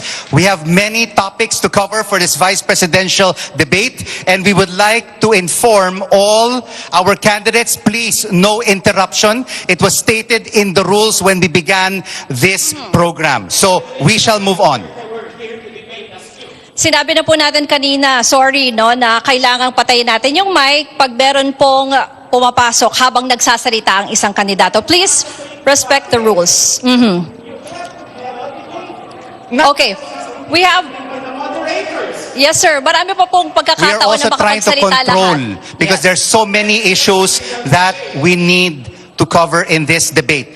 All right. Moving on. Moving on. Moving on. Ruth. The next topic is all about economic recovery. Ito po ay isang topic rin na malapit sa ating publiko. It's a priority of any government in any part of the world. But before we talk about how we can move forward as a nation, pag-usapan muna natin yung realidad ngayon. Alam po namin, ramdam ng lahat yung linggo-linggo na pagtaas na presyo ng ating gasolina. And as vice presidential candidates, you're also here to represent the policies of your running mate.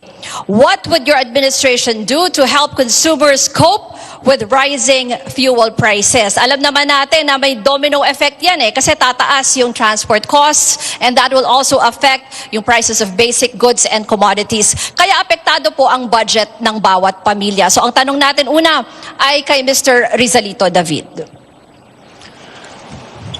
Ano po ang gagawin ng inyong administrasyon para mapigilan po or matulungan ng mga consumers to deal with the rising oil prices? Alam nyo, 2 beses na ako nanawagan sa palasyo.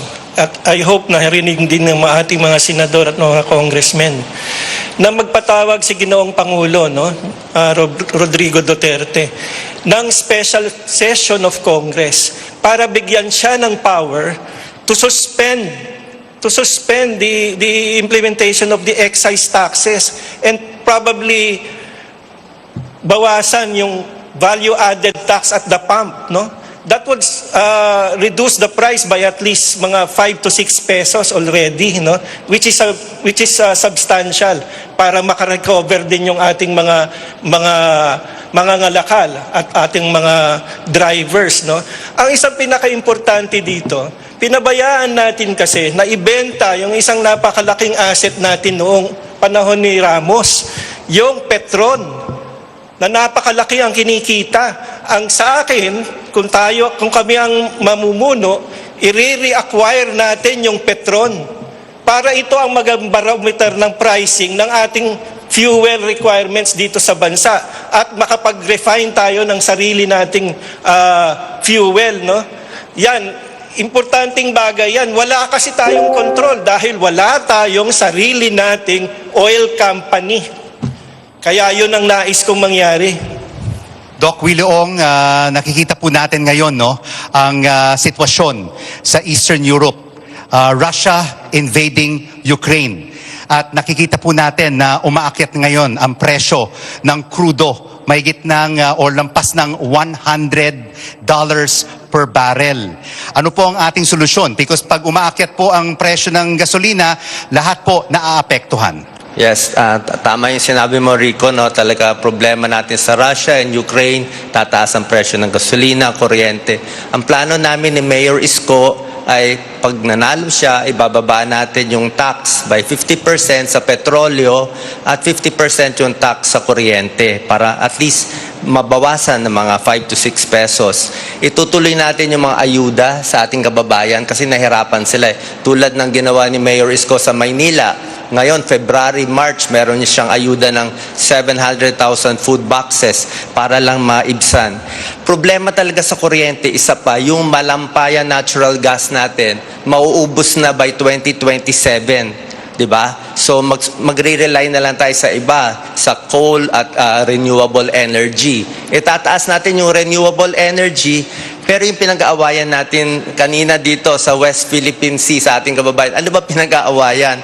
Yung West Philippine Sea po kasi may 190 trillion cubic feet of natural gas. May 11 billion barrels of oil na nakatago doon. Tapos 7% ng mga isda natin nandun. Kaya kung pwede siguro muna hindi maggera, kausapin natin maigi yung China, sabihin natin atin to. Kung merong 60-40 deal, tignan natin. Pero siyempre, kaibigan pa rin natin yung Amerika kasi Amerika magbibigay ng armas sa atin. So kung pwede makuha itong mga yaman na to para bumaba na yung presyo sa gas at kuryente. Salamat po. Now let's go to Senator Tito Soto. We have a silver bullet to these problems, encompassing fuel, poverty, BRAVE.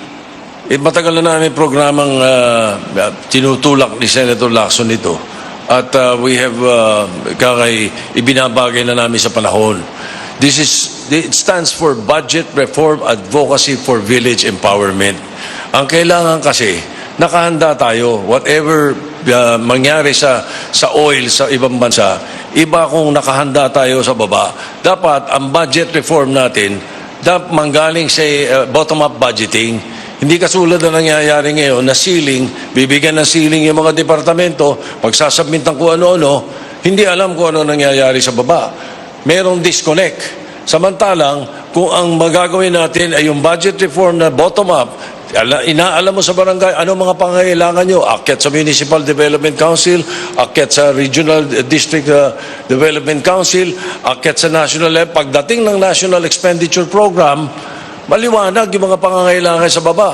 Pasama na din niya yung ekangay subsidy sa public transport. Kung tataas ang fuel sa ibang bansa, magkakaroon tayo ng problema sa oil, meron tayong subsidy para sa mga public transport natin.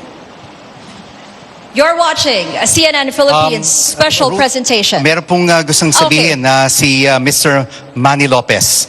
Yes, thank you very much. Napansin ko po, namimigay tayo ng mga billion-billion dito in this program, no? But the truth of the matter, the reality that we will be facing is one that will require belt tightening. sapagkat ang pandemya po, the repercussions of this pandemic, nahirapan ang global economy, ang ating local economy, maraming out of jobs, maraming mga iba't ibang mga micro, small, and medium-scale enterprises na nalulugi. So we came up with a three-pronged socio-economic development and political reform agenda. And this will require a new omnibus investment code, a streamlined bankruptcy law, and provision for low-interest loans para po makabangon ang ating mga MSMEs, ang ating agrikultura, ang ating mga professionals, at ang mga consumers. Sapagkat pag nakabangon po yan, babangon din ang ating national economy. May gusto po atang sabihin si Congressman Bello. You have 1 minute, sir. Yes, I think it would be very important with respect to yung sinabi ni Mr. David that we not only have Petron back but we repeal the oil deregulation law para naman may control tayo sa mga presyo, no? Secondly, kailangan na ng price controls. And when there's an emergency, there has to be price controls. And then back to this situation, the Senate, passed this itong lowering the income tax of the corporations in the midst of a pandemic, no, from 30 to 20 for local and from 30 to 25 for foreign corporations. And Senator Pangilinan was part of that. Senator Soto was part of that. It was pushed by the Duterte administration. So what the hell? You're saying you're for MSMEs and then you're bringing down the taxes of the big ones. Marami pa tayong pag-uusapan mamaya. Posible pa tayong pumunta sa topic yes, ng Mr. ekonomiya. Lopez would like to More? add. Okay. Yes, briefly. as an economist and a management professional, I think we will have to strike a balance. When the budgeting and the priorities of the national government were undertaken, this was a pre-pandemic scenario. So accordingly, ang mga projections po, mga economic projections, ay nakasaad sa ganong scenario. Ngayon, under the pandemic, with all the repercussions, negative repercussions, I would also agree with Professor Bello na kailangan magkaroon ng corresponding adjustments. And I think the Senate can handle this. Our two very distinguished, co-BP candidates. Okay, mamaya mas marami pa tayong... Just very quickly, Okay. sinagot ko na yung Go ahead. point ni Ginoong Bello na we have to strike a balance, and that's why we put we are putting a 100 billion assistance fund for small and medium enterprises, as we also allow for investments from abroad, for example, to come in. So it's a balance that we answered the question already earlier. Mamaya marami pa tayong pagkakataon na marinig ang ating mga kandidato. You're watching a CNN Philippines special presentation. When we return, the war on drugs and the International Criminal Court. This is the Filipino Votes Vice Presidential Debate 2022. Stay with us. We'll be right back.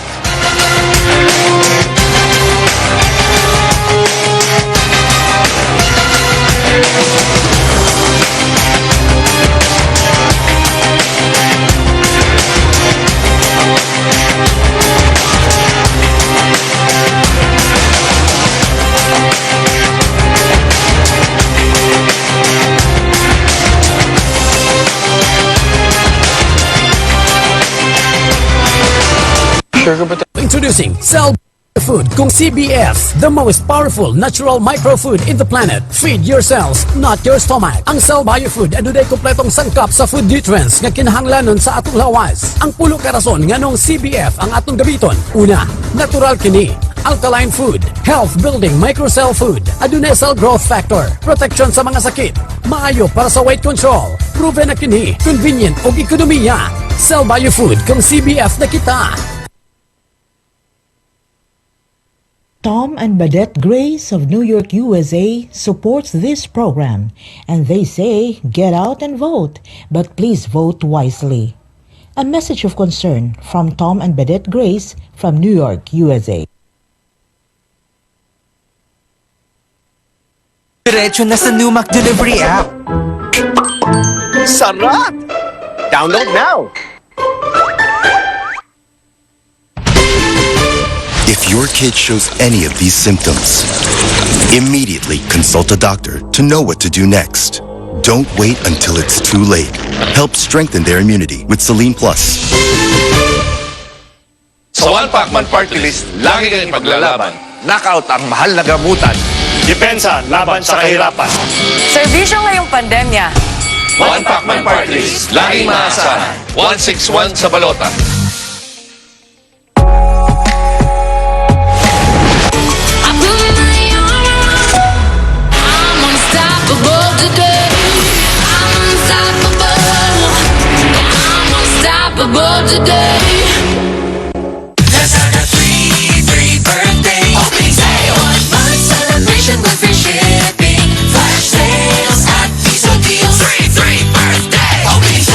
Starts March 3 to 7.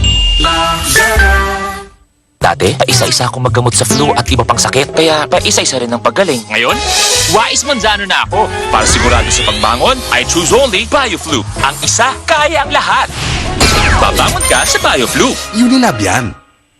Sa labas, double protection, mask at face shield. Sa loob ng bahay, double protection pa rin. Everest Aircon Breathe Series. Double protection with healthy air filter and breakthrough UVC sterilizer. Deep cleanses, sanitizes the air. Everest Aircon. Safe, clean, healthy air.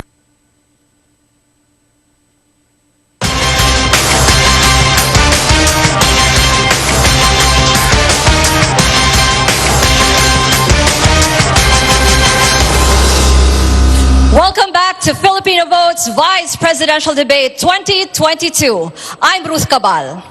And I'm Rico Hizon. 7 vice presidential candidates are pitching their platforms to Filipino voters ahead of our general elections on May the 9th. And before we proceed to our Paalala next... lang natin, no, Yes, sa to our ating mga next question. kandidato na wag po tayong mag-i-interrupt pag sumasagot po ang isang kandidato. Sana po maintindihan nyo na kasi mas maganda pag naririnig ng buo ang sagot ng isang kandidato. I'm sure yun din ang gusto ng ating mga manonood. And when everybody speaks over each other, it is the Filipino people who do not understand your platform of government and why you want to run and become the next vice president of the country. Thank you very much for your cooperation. And of course, Ruth, we would also like to mention to our viewers that on social media, on Twitter, hashtag CNNPH VP Debate is currently one of the top trending.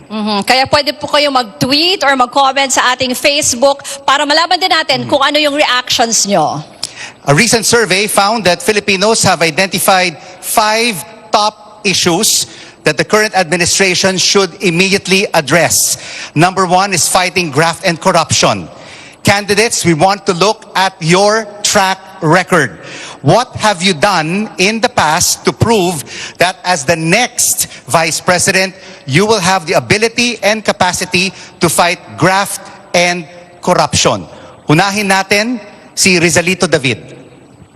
Ang corruption po ay nagmumula sa takot. Nagmumula sa takot.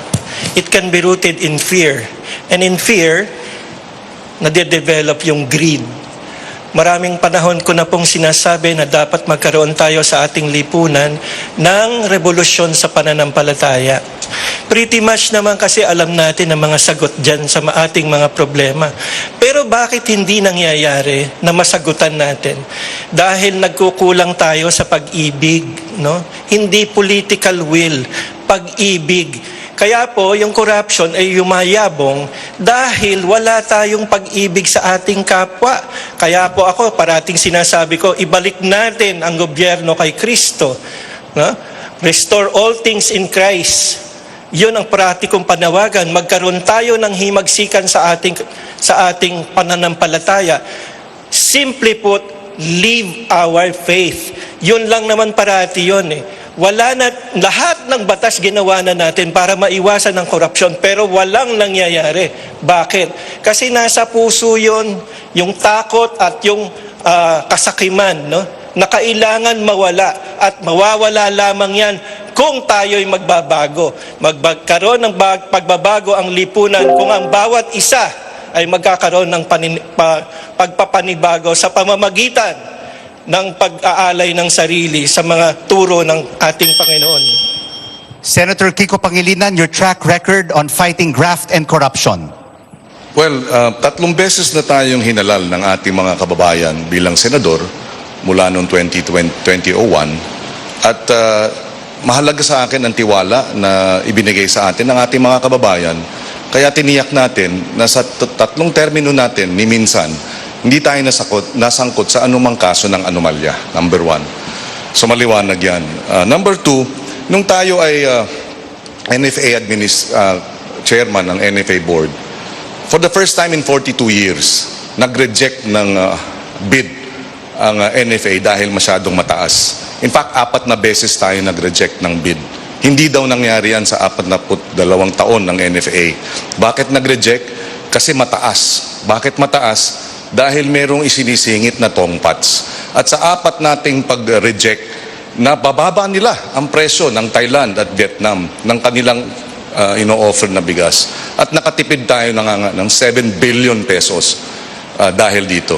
So, yan ang ating track record. At siyempre, nung first term natin, talagang binusisi natin at dinepensa ang pagmumodernisa ng ating justice system. Dinagdagan natin ang sahod ng mga huwes.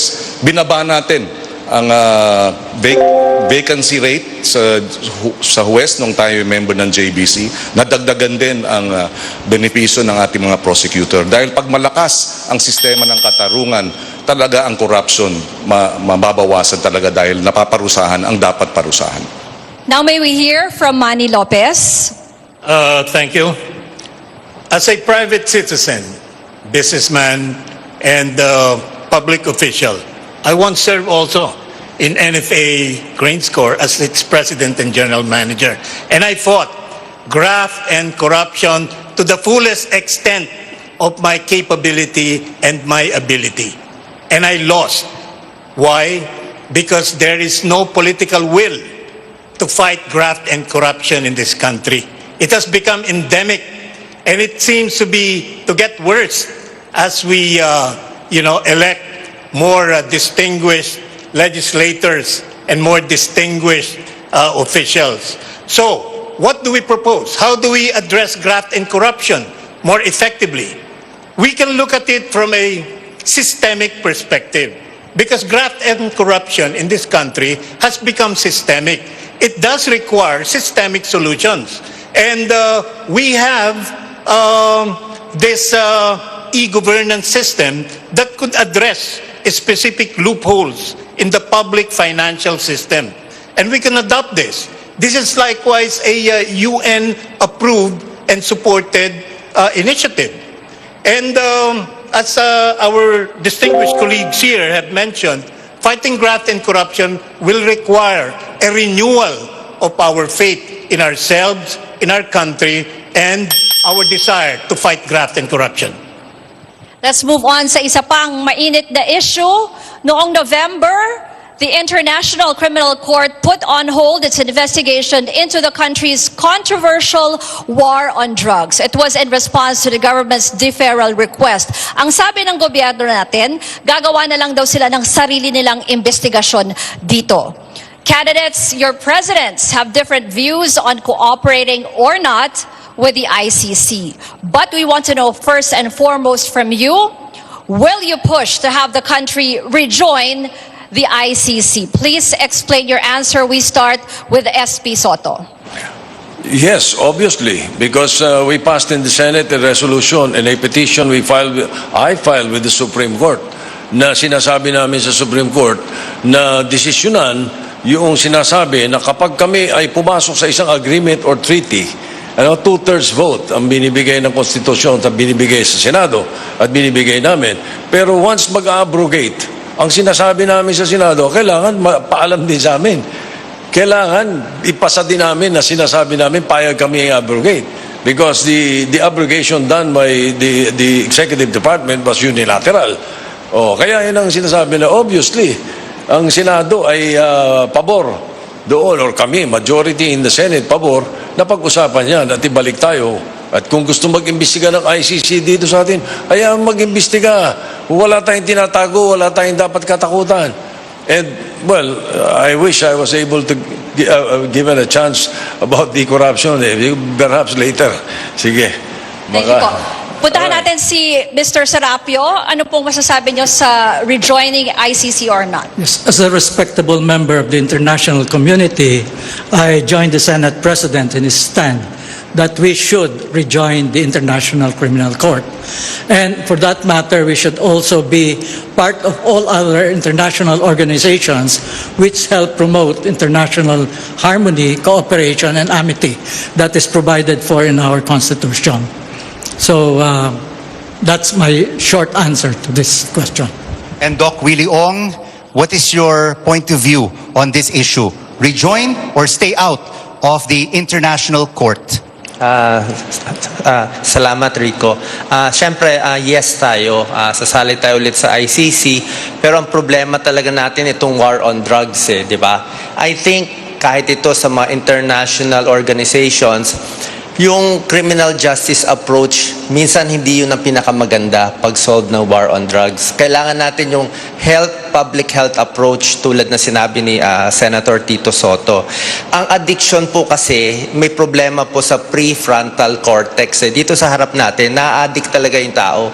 Kung di siya na-addict sa shabu, baka mag-Novain siya o mag-cough syrup siya. So, sakit po siya. So 98% are mga users, 2% lang ang pushers. So kailangan focus natin science-based, kailangan bawasan ng stigma sa mga gumagamit, paparamihin natin yung mga libreng gamot. May gamot na kasi pang-solve o pang-cure sa mga nagiging drug addict.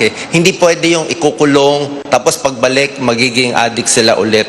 At paparamihan yung psychologist, psychiatrist, at ililibre yung mga gamot dito. Sa Maynila, kay Mayor Isko, talagang 97% ay nahuhuli at hindi sila napapatay. Napakinggan po natin yung mga response ng ating mga candidates that they will rejoin. What about cooperation with the ICC? And to what extent will you cooperate with the International Criminal Court? This question is for you, Walden Bello. Well, the short answer is full cooperation, and we will make sure that there's a coordination between our justice system and the ICC, because 27,000 extrajudicial executions directed from Malacanang, President Duterte cannot escape this responsibility. And he should be prosecuted, and I believe he will be prosecuted and brought to a cell in The Hague. And we will support it. Calyode and I will in fact support this. But I would just like to say something. Yung rewriting of history, si Senator Soto, he's rewriting history. Noong kasagsagan ng war on drugs, did he say anything critical of the president? Did he protect Senator Laila de Lima, who was a member of the Senate? No? I mean, he was just supportive during that time when the president was destroying the integrity of the Senate. No? So, Senator Soto, please don't rewrite history. You were an ally of the president until just very recently. Okay? So, let's be frank with our kababayan naman. Huwag tayo magsisinungaling dito. Kaya, mahirap ho yan. Hindi ho ba anti-terror law? Itinulak nyo? Oh boy, come on. Senate President. I think former Congressman Bello has got his figures all wrong. Una, and then later I want to ask, what do you mean by ally? If because kung dahil kami magkaibigan, ally na ako. I have preserved the independence of the Senate always. And you can ask the members of the minority and the majority. Ngayon, why do I say he's got it all wrong? Kaya ako open na ang ICC mag-imbestiga rito. From the 2016 up to the present, October 2021, there were 258,000 drug operations. This is on the issue of illegal drugs, drug operations.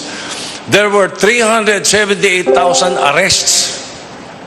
And there were only 6,021 related to these drug operations that died. So kung may EJK at sinasabi nila, binibintang nila kay President Duterte, dapat 378,000 ang patay. Hindi totoo yun, 21,000. Kung ano pinapadala nilang figures sa ICC, Senate hindi President, totoo yun. your time is up. You have the records speak for itself.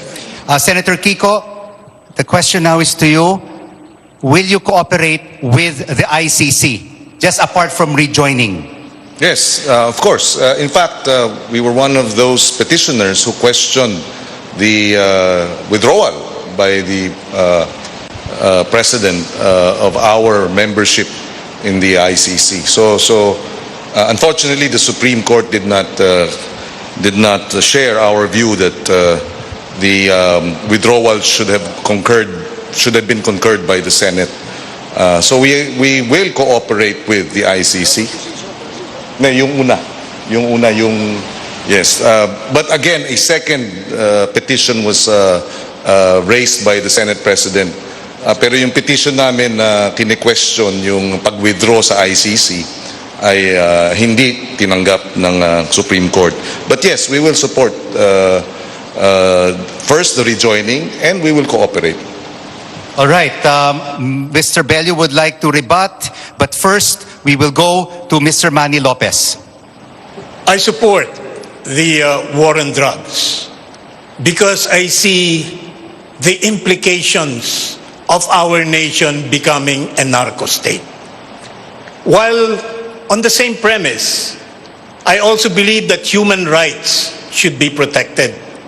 So the president took this lose-lose proposition by the horn and to bring in foreign interference based on their values, based on their perceptions, to actually intervene in Philippine affairs is not a good proposition, not a good idea for the sake of our country and for our people. And so I think while there is a clamor to rejoin the ICC, it has to be timely. And we have to look at this we have to look at this biggest issue that is hounding the Duterte administration in a balanced manner. Balikan po natin si Mr. Bello for your rebuttal, sir. Yes, again, wag ho tayo mag-rewrite. Wag ho tayo mag-rewrite ng history, no? Kasi lahat naman, all the key legislative initiatives na itinulak ni President Duterte, who was the biggest backer? It was Mr. Soto. The Anti-Terror Act, the Public Services Act, the Retail Trade Liberalization Act, the Foreign Investment Amendment Act, the Rice Tariffication Act, you name it. He never dissented from any major legislative push by the President. Kaya hindi independent ang kandidatong ito. I mean, wag ho tayo mag-rewrite ng history. And, by the way, Mr. Soto, you never defended your colleague, Senator De Lima, when she was hauled out of the Senate. I mean, you just begged President Duterte to fall on your knees, and you didn't even oppose it. I did not. Okay. All right. Senate President, you were alluded to by Mr. Bello. Out of respect, this will be the final answer Yes. for this particular issue. Why don't you ask Senator De Lima herself? Because I did not allow her to be arrested in the Senate. That's one thing. Now, all the bills and all the laws that former Congressman Bello mentioned are all for the benefit of the people. Anti-terror law, bakit? Gusto mo ba? Terrorist? Kampi tayo sa terrorist. Hahayaan natin sila gano'n na lang. Hindi ba? Yung foreign investments, bakit? Ayaw natin makika-recover ang ekonomiya. Nakasadlak na lang tayo. Baksak na lang. We should allow that. And then, I don't think it's wrong if I'm a friend of the President. As long as the Senate is independent, ang lahat ng pinasa namin sa Senado, kahit na pandemic, I was never absent, never late, kahit na to the detriment of my health, wala akong pakialam because I was doing my job. I only relied on Psalm 91. That's it. Okay. We move on to another topic. As we mentioned, yun na muna yung huli for this one. Yung susunod natin, a study finds that provinces where political dynasties thrive are generally poorer. Because of this, yung mga magkakapamilya po, hindi na nababantayan ng isa't isa, nawawalan ng checks and balances, nandiyan ang impunity, corruption, and even violence. But this year, elections are still dominated by political dynasties. Candidates, we want to know where you stand on this. We'll find out after a short break. This is a CNN Philippines special presentation. The Filipino Votes Vice Presidential Debate 2022.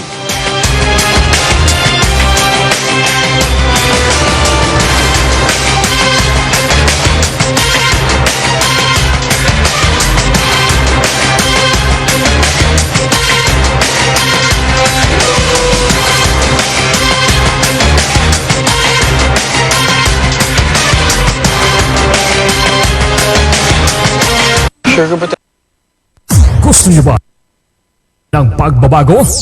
Do your part now. Vote wisely. A message from VNU Spirulina. VNU Spirulina is the most nutritious food on earth. Take VNU Spirulina daily to achieve optimal health. For more information, please contact Chari Ubaob at 0956-122-6310. Tom and Badette Grace of New York, USA supports this program, and they say get out and vote, but please vote wisely. A message of concern from Tom and Badette Grace from New If your kid shows any of these symptoms, immediately consult a doctor to know what to do next. Don't wait until it's too late. Help strengthen their immunity with Selene Plus. Sa One Pacman Party List, lagi kang paglalaban. Knockout ang mahal na gamutan. Depensa laban sa kahirapan. Serbisyo ngayong pandemya. One Pacman Party List, laging maasahan. 161 sa balota. Ang pain reliever mo, Advil Strong ba? Pag ang pain pabigat, mag-Advil Liquid Gel. Mas malakas kaysa paracetamol para lakas labanan ang iba't ibang pain. Kaya lakas ginhawa, mag-Advil ka na.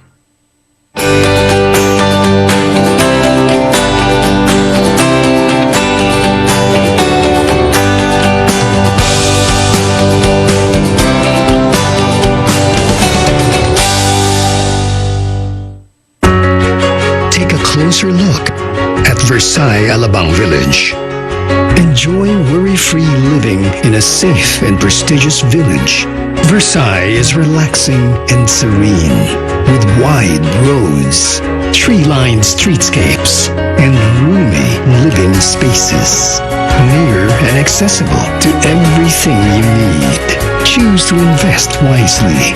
Versailles Alabang Village, the better place to live. Carl, pasok na! Slap, di mo ba nakita? Ang dami nila. GG na ba mata mo? Tara sa EO. EO Executive Optical. State-of-the-art facilities and expert eye care for your broker. Kailan nagpa-check up tayo sa EO? EO, love your eyes. Empleyado na, mandirigma pa. Sa sakit ng katawan, magpapahit-pahit pa ba ako? Dito na ako sa pinakamabilis na Alaksan, Alaksan FR. Talo ang sakit ng katawan. Panalo sa bilis, panalo sa laban. Unilab yan.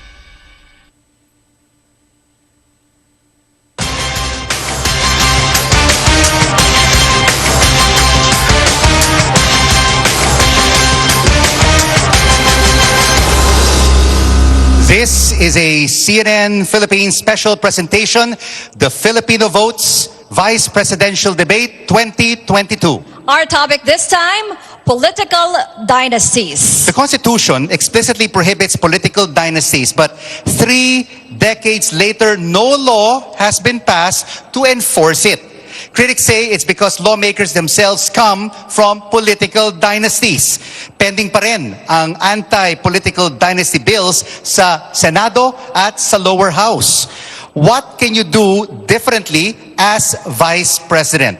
As we said, a study finds that provinces where political dynasties thrive are generally poorer. Let's begin with Carlos Serapio.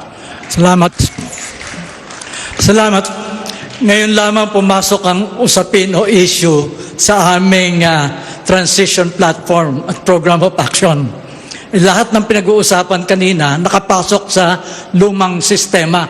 Kaya nahihirapan din kaming magtaas ng kamay at sumagot dito. Dahil ang banggaan sa ngayon ay sistema na luma at sistemang bago. Sa sistemang luma po, hindi mangyayari na malulutas at matutugunan ang layunin na tigilan ang political dynasty. Wala pong iniwan yan doon sa sinasabi ko na programa hindi pwedeng basahin ng isang sistema na incompatible to.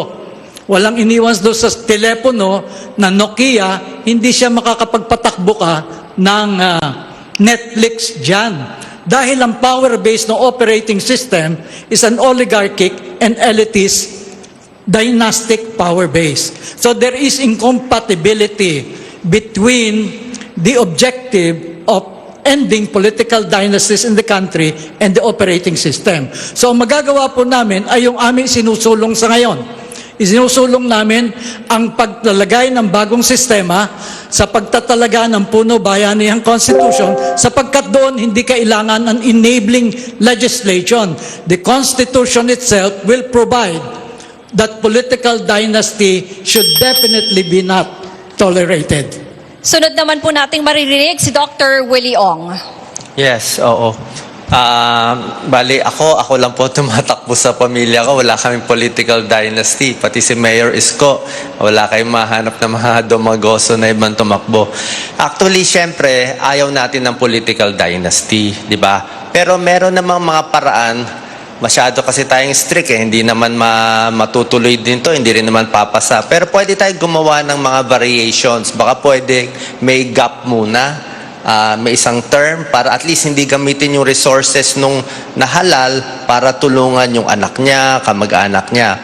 Pwede rin naman so kailangan may gap, tsaka may limit lang yung dami ng kamag-anak na po pwede. Siguro 2 o 3. Isang plano ni Mayor Isko na naisip namin, dahil meron tayong 17 region gusto niya yung pag-elect ng senators per region. Ito yung isang idea na magkakaroon ng 2 senator per region, so 34 lahat. So makakatulong to sa pag-develop ng mga regions natin. Merong tututok sa mga Muslim Mindanao at iba. At bababa din yung gastos ng mga senador sa pagtakbo. Isa po to ang iniisip natin para maging mas balanse yung Pilipinas, hindi puro Maynila lang po. Salamat. Walden Delio, what are you going to do with the political dynasties? Well, the Marcos dynasty and the Duterte dynasty, we're seeing how they represent really the greatest evil of the political system that we have. Which is why it is very important for our people, if you really want to oppose political dynasties, here is the 2 dynasties that they boast. The South and the North Raw will get together to eat up the Philippines. The task is up to our voters. Do not elect these dynastic cliques coming to power. Make sure that you tell them that you are not going to come to power just to eat up the Philippines between the 2 of you. So nasa sa voters niyang ngayon. Okay? And that is why we are appealing, don't vote for these dynasts. And I'm really terribly sorry that Mayor Duterte is not here to face the people. She is a coward. Just like Bongbong Marcos is a fucking coward. Open naman po tayo just in case gustong magpadala ng response ni Mayor Sara Duterte. Oh, I would love to debate her. Wow! Moving on, still in politics, ito po para kay SP Soto. Surveys show former Senator Bongbong Marcos is leading by a wide margin. Our question is two-pronged. What if both of you win? What would a Marcos Soto administration look like? And how do you plan on working with the former senator? I have not given it a thought. In my sphere, we are working on the presidency of Senator Lacson. So hindi ko naiisip yun. Basta sa akin, kung sakasakaling kami ay pala rin, binigyan kami ng pagkakataon, I will use my experience and my competence to in facing and addressing issues of national concerns. After 30 years, palagay ko naman ay nakahanda ako dito. So ganun ang aking thinking. So wala akong iniisip na kung iba ang mananalo at this point. And if Mayor Sara Duterte was here, we would also have asked her a similar question. If VP Robredo wins, what would a Robredo Duterte administration look like? And how does she plan to work with Leni Robredo? And if Mayor Duterte would like to answer the question, of course, later on, she is welcome to do so on CNN Philippines. At nandito naman yung running mate ni Vice President Leni Robredo. So si Senator Kiko, we have the same question for you. What would a Marcos Pangilinan administration look like? And ano ang plano nyo para makatrabaho ang dating senador? Well, kaya ang hiling natin sa ating mga botante ay suportahan yung Leni Kiko tandem para hindi magulo, para nagkakaisa ang presidente at vice-presidente. Yan ang pinakamainam para sa tapat na gobyerno, no? At iaangat natin nga ang lahat. So yun ang ating pakay. Ngayon, having said that, tayo magtatrabaho tayo para sa mga magsasaka at mangingisda at food security, anuman ang maging resulta ng halalan kung tayo ipalarin. And Rizalito David would also like to have his statement because there's various combinations, no? What if it's a Rizalito David or a Bongbong Marcos or Leni Robredo presidency? How are you planning to cooperate with them, Mr. David? I think malinaw naman yung aking advocacy, no? Kung sino man ang uupong Pangulo, i-offer ko yung aking sarili para tumulong. Subalit kung ayaw naman niya, itutuloy ko pa rin yung advocacy ko outside of the government. Yun lang naman ang pwede nating gawin.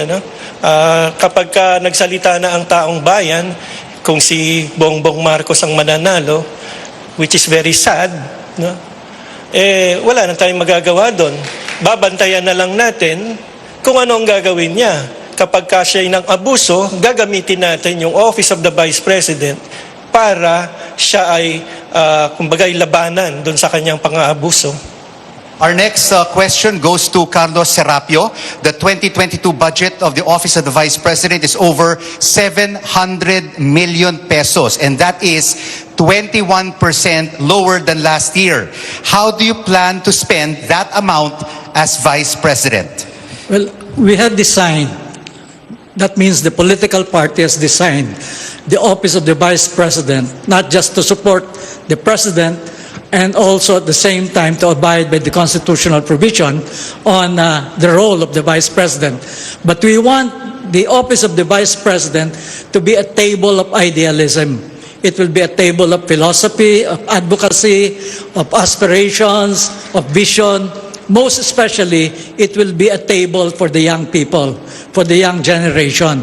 Yung experience namin sa halos 50 taon ng pakikipaglaban para sa pagbabago ng ating sistema, ay iyon ang maibabahagi natin sa ating mga kabataan. Sa ngayon kasi, ang nakikita nila, puro yung away sa kasalukuyang sistema. Labanan ng kulay at labanan lamang ng kung sino ang mas mabuti o sino ang mas masama.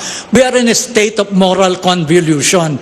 And unfortunately, our politics, our elections have not really been able to resolve this issue of moral convolution. And therefore, we have to introduce what we call as strategic, innovative exercises in the political process so that our young people will see something different than what is going on with our politics. So yung budget na yung kakasya na yun para namin maisagawa iyan.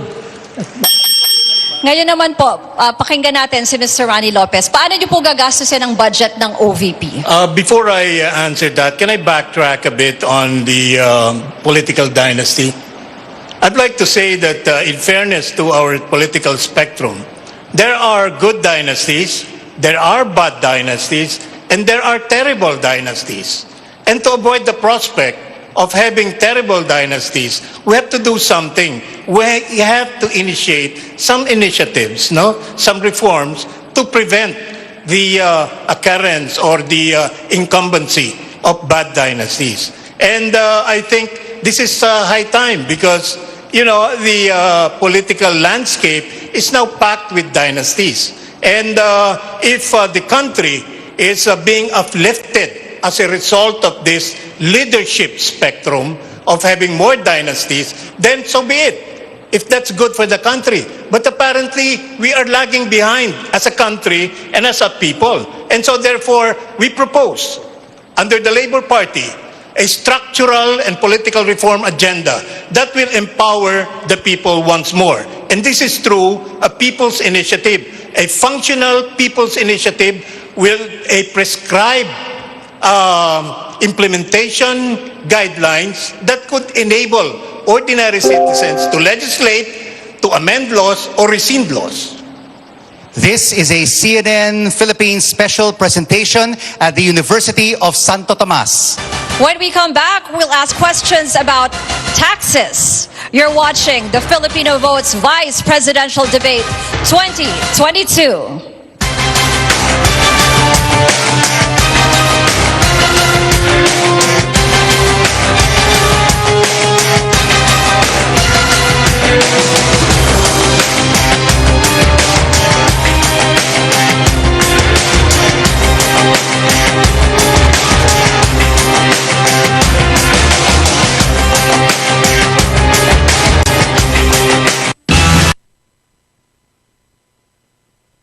Most powerful natural microfood in the planet. Feed your cells, not your stomach. Ang Cell Biofood aduday kompletong sangkap sa food nutrients nga kinahanglanon sa atong lawas. Ang pulo ka rason nganong CBF ang atong gabiton. Una, natural kini.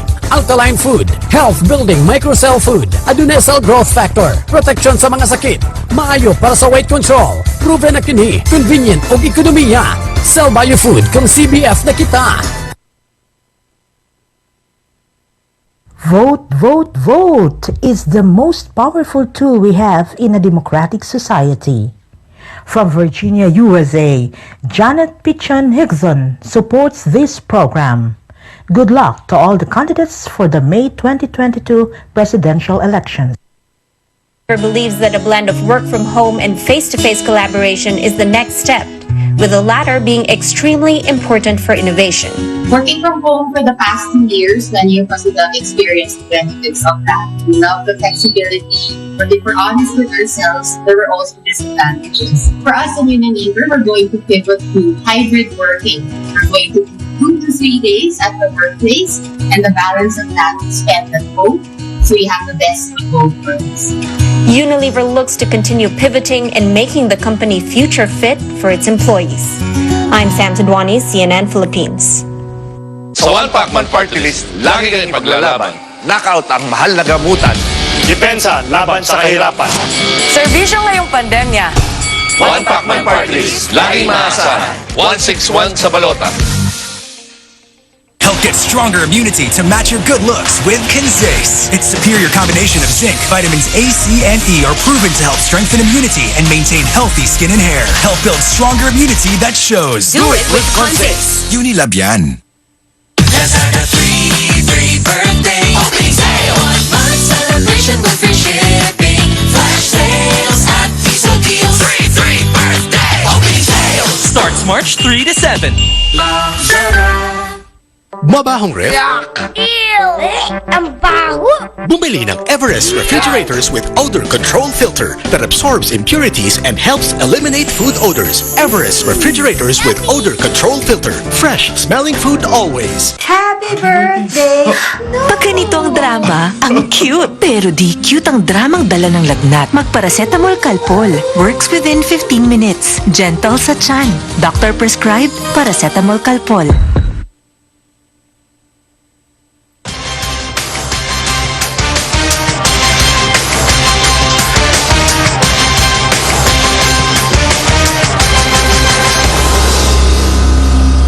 We are live at the University of Santo Tomas Quadricentennial Pavilion, and you are watching a CNN Philippines special presentation, The Filipino Votes, Vice Presidential Debate 2022. We have seen 7 out of 9 candidates who are seeking the second highest office of the land, and they are answering your questions. I'm Rico Hizon. And I'm Ruth Cabal, and we want to thank everyone who sent their questions to us through our social media pages. Ang daming nagtutweet at nagtatrending nga tayo. Also, may mga lumapit din sa ating mga reporters and even our stringers from the provinces who sent in their questions. Our next topic is about taxes. It's a specific question for Walden Bello. In an interview with CNN Philippines, you said that the country's billionaires should pay more taxes to generate more funds for the poor. We'd like to know more about these additional taxes to the rich that you are talking about, and how exactly, Mr. Bello, will these funds be allocated to the poor?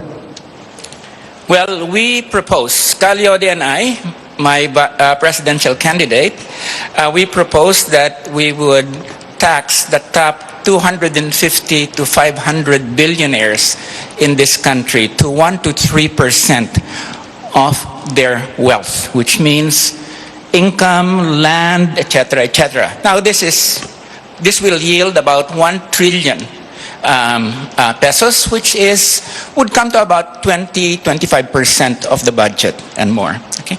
Now, this is quite small. Okay, if you look at taxation rates in other countries, they go on the top levels, 20, 30, 35% in the U.S., something like around 39% in Germany.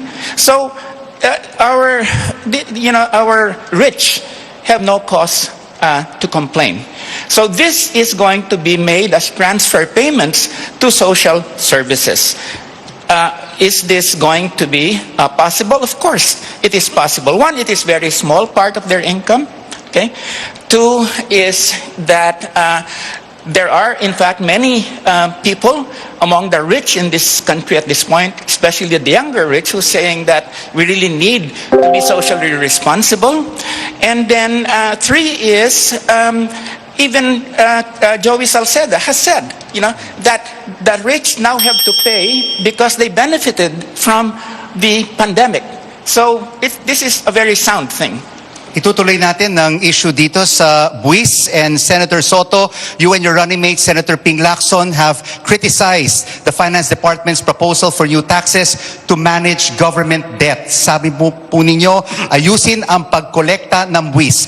How will you resolve the collection of taxes? Digitalization. That is the answer, number 1 answer at the Bureau of Customs. We have given them the funds for it already, hindi kinukumpleto. Bakit? They want human intervention. Once we remove human intervention, we remove corruption, and we improve the collection of taxes. Ganun mismo, kahit sa BIR, kailangan improve natin collection of taxes. Hindi pa pwedeng dagdag ng tax. Nagbawas nga kami. We passed in the CREATE law that yung lahat ng below 250,000 a year ang kinikita, hindi dapat magbayad ng income tax. Pinasa din namin yun. Okay, moving on to Mr. Manny Lopez, who is an economist. Your question, to increase taxes or not, at ano pong klase ng buwis? I think the fiscal side of governance in this country has to improve. And there is a lot of room for improvement.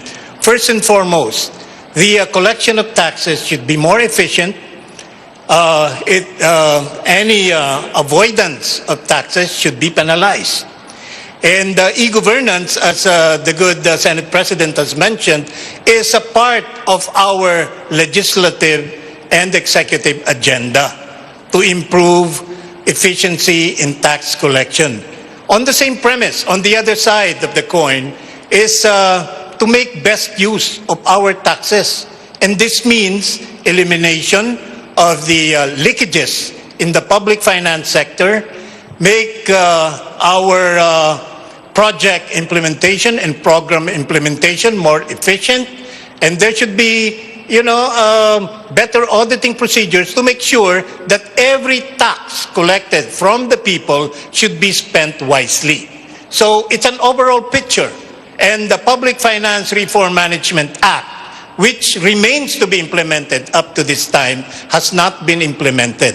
And given the mandate to assume a more responsible position in this republic, we will make sure that our taxation system, our fiscal policy, will be improved dramatically. Thank you. And since we are on the topic of tax collection, the Bureau of Internal Revenue, or BIR, has been identified by the Anti-Corruption Task Force as one of the graft-prone agencies.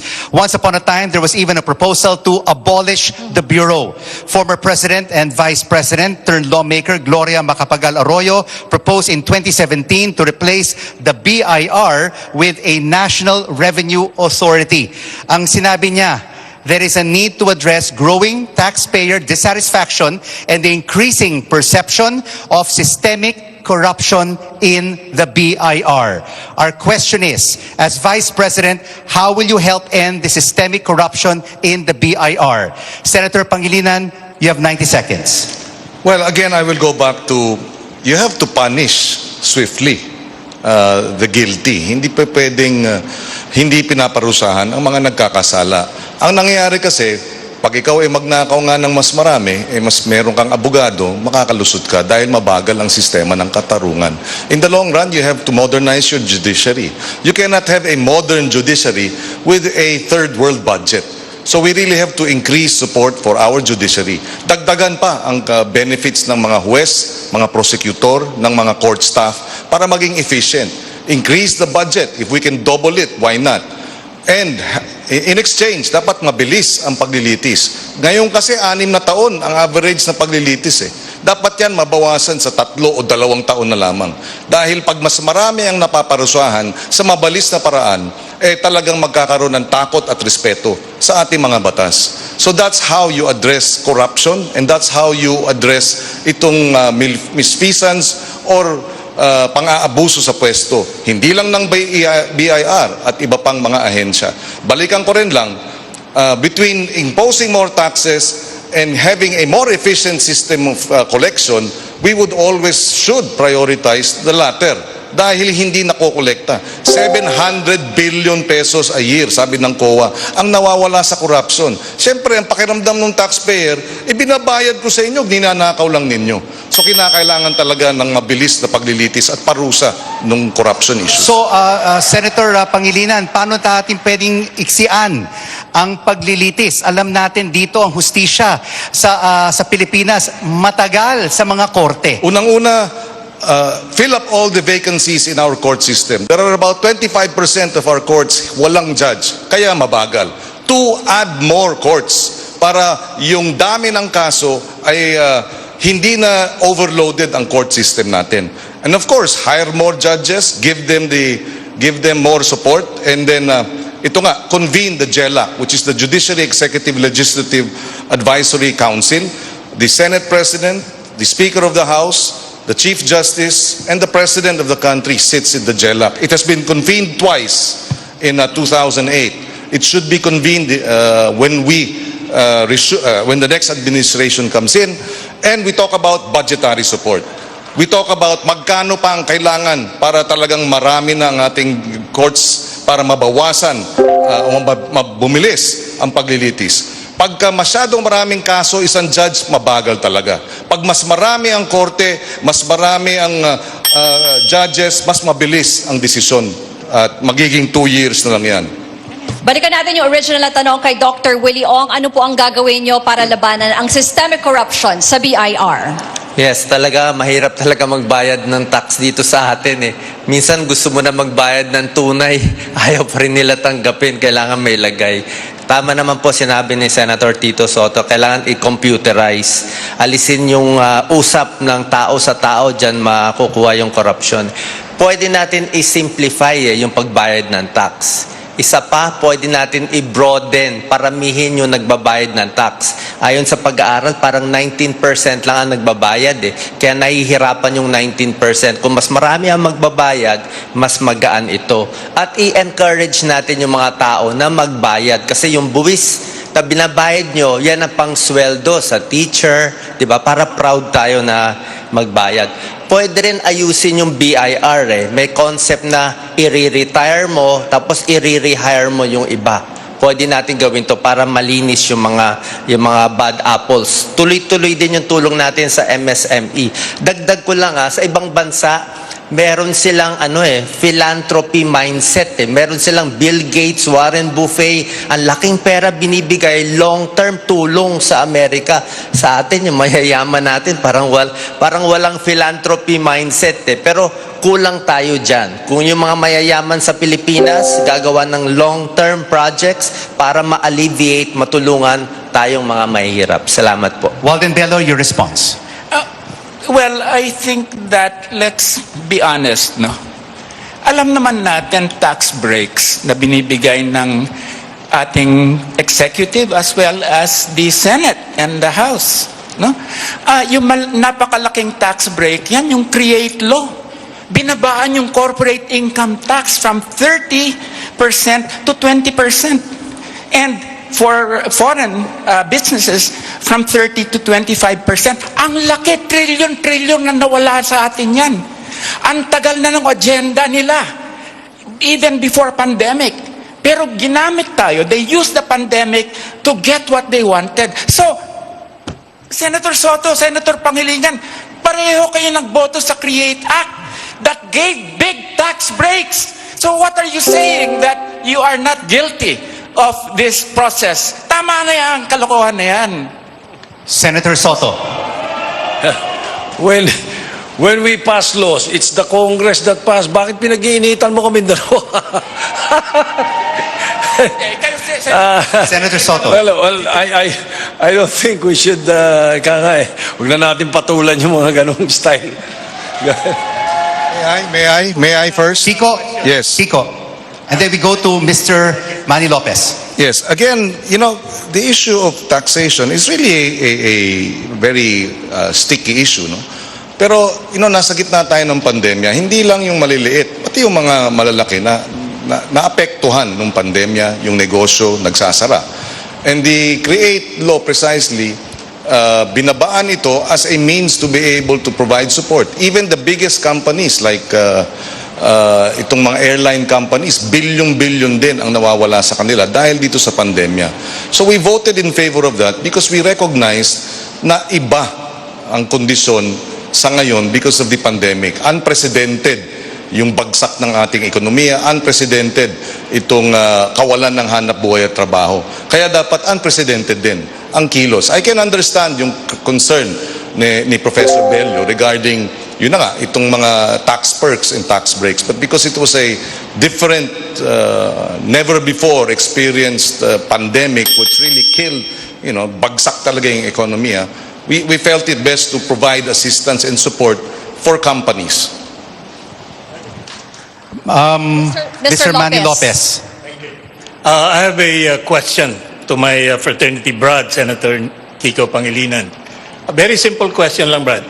Kaya nyo bang, since you mentioned about judicial independence and objectivity, kaya nyo bang litisin ang fellow senator nyo kung nagkaroon ng malaking issue or participation in graft and corruption?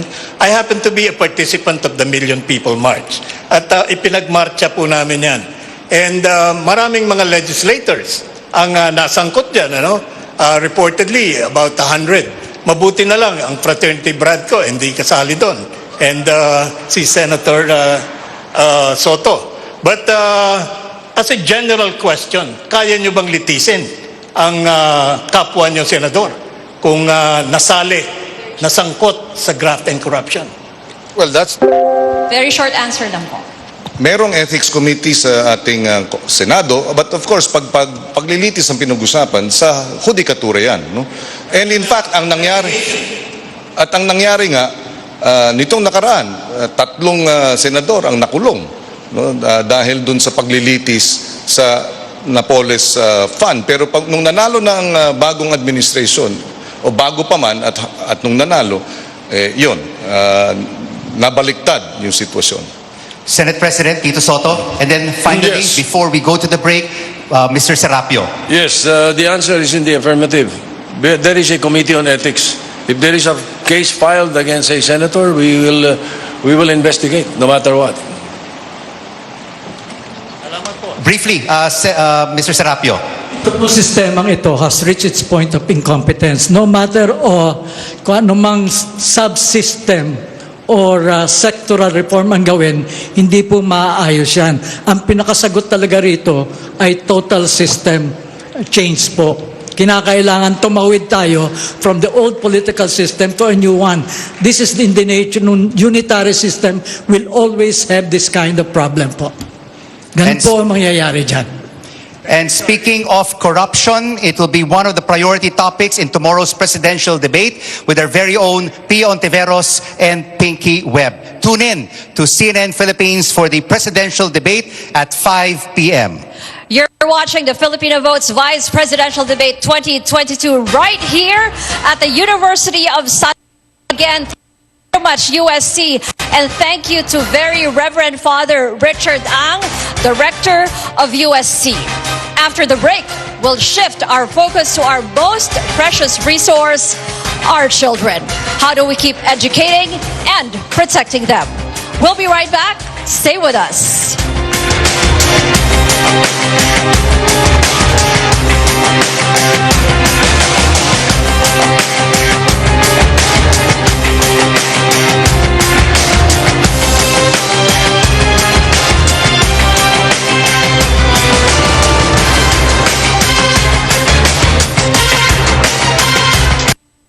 Gusto niyo ba ang pagbabago? Do your part now. Vote wisely. Vote wisely. A message from VNU Spirulina. VNU Spirulina is the most nutritious food on earth. Take VNU Spirulina daily to achieve optimal health. For more information, please contact Shari Ubaob at 0956-122-6310.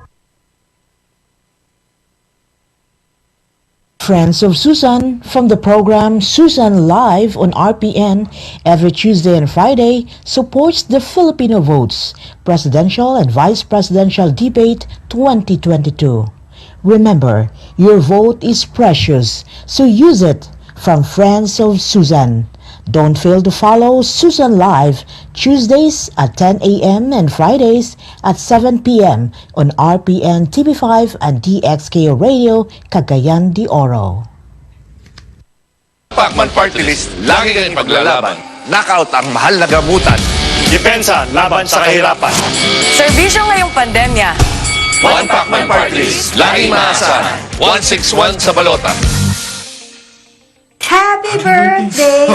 Pag ganito ang drama, ang cute. Pero di cute ang dramang dala ng lagnat. Magparacetamol Calpol. Works within 15 minutes. Gentle sa tiyan. Doctor prescribed paracetamol Calpol. Napansin ko, di na sinusuot ni Mama ang pustiso niya at di komportable. Baka gumalaw ang ngipin at di na magkasya ang pustiso pag di sinuot araw-araw. Use Polident para mas komportable ang kapit. Mag-Polident araw-araw. Lazada 3 birthday opening sale. 1 month celebration with free shipping. Flash sales at Piso Deals. 3 birthday opening sale. Starts March 3 to 7. Lazada.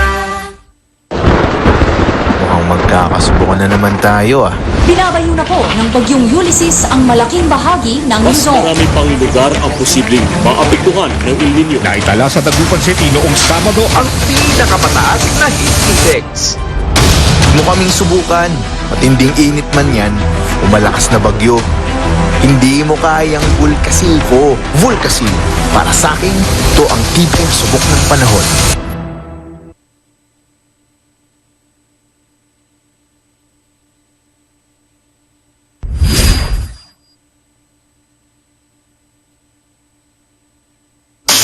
Kahit mo ito, hindi ba yan? Bostik Epoxy! Bostik Epoxy! LLN, El General, LLN, El Capitan, LLN Supremo! Samahan ng mga palaban. El General, ito'y matibay. El Capitan, ito'y makapit. El Supremo, ito'y matatag. Bostik Epoxy, palaban!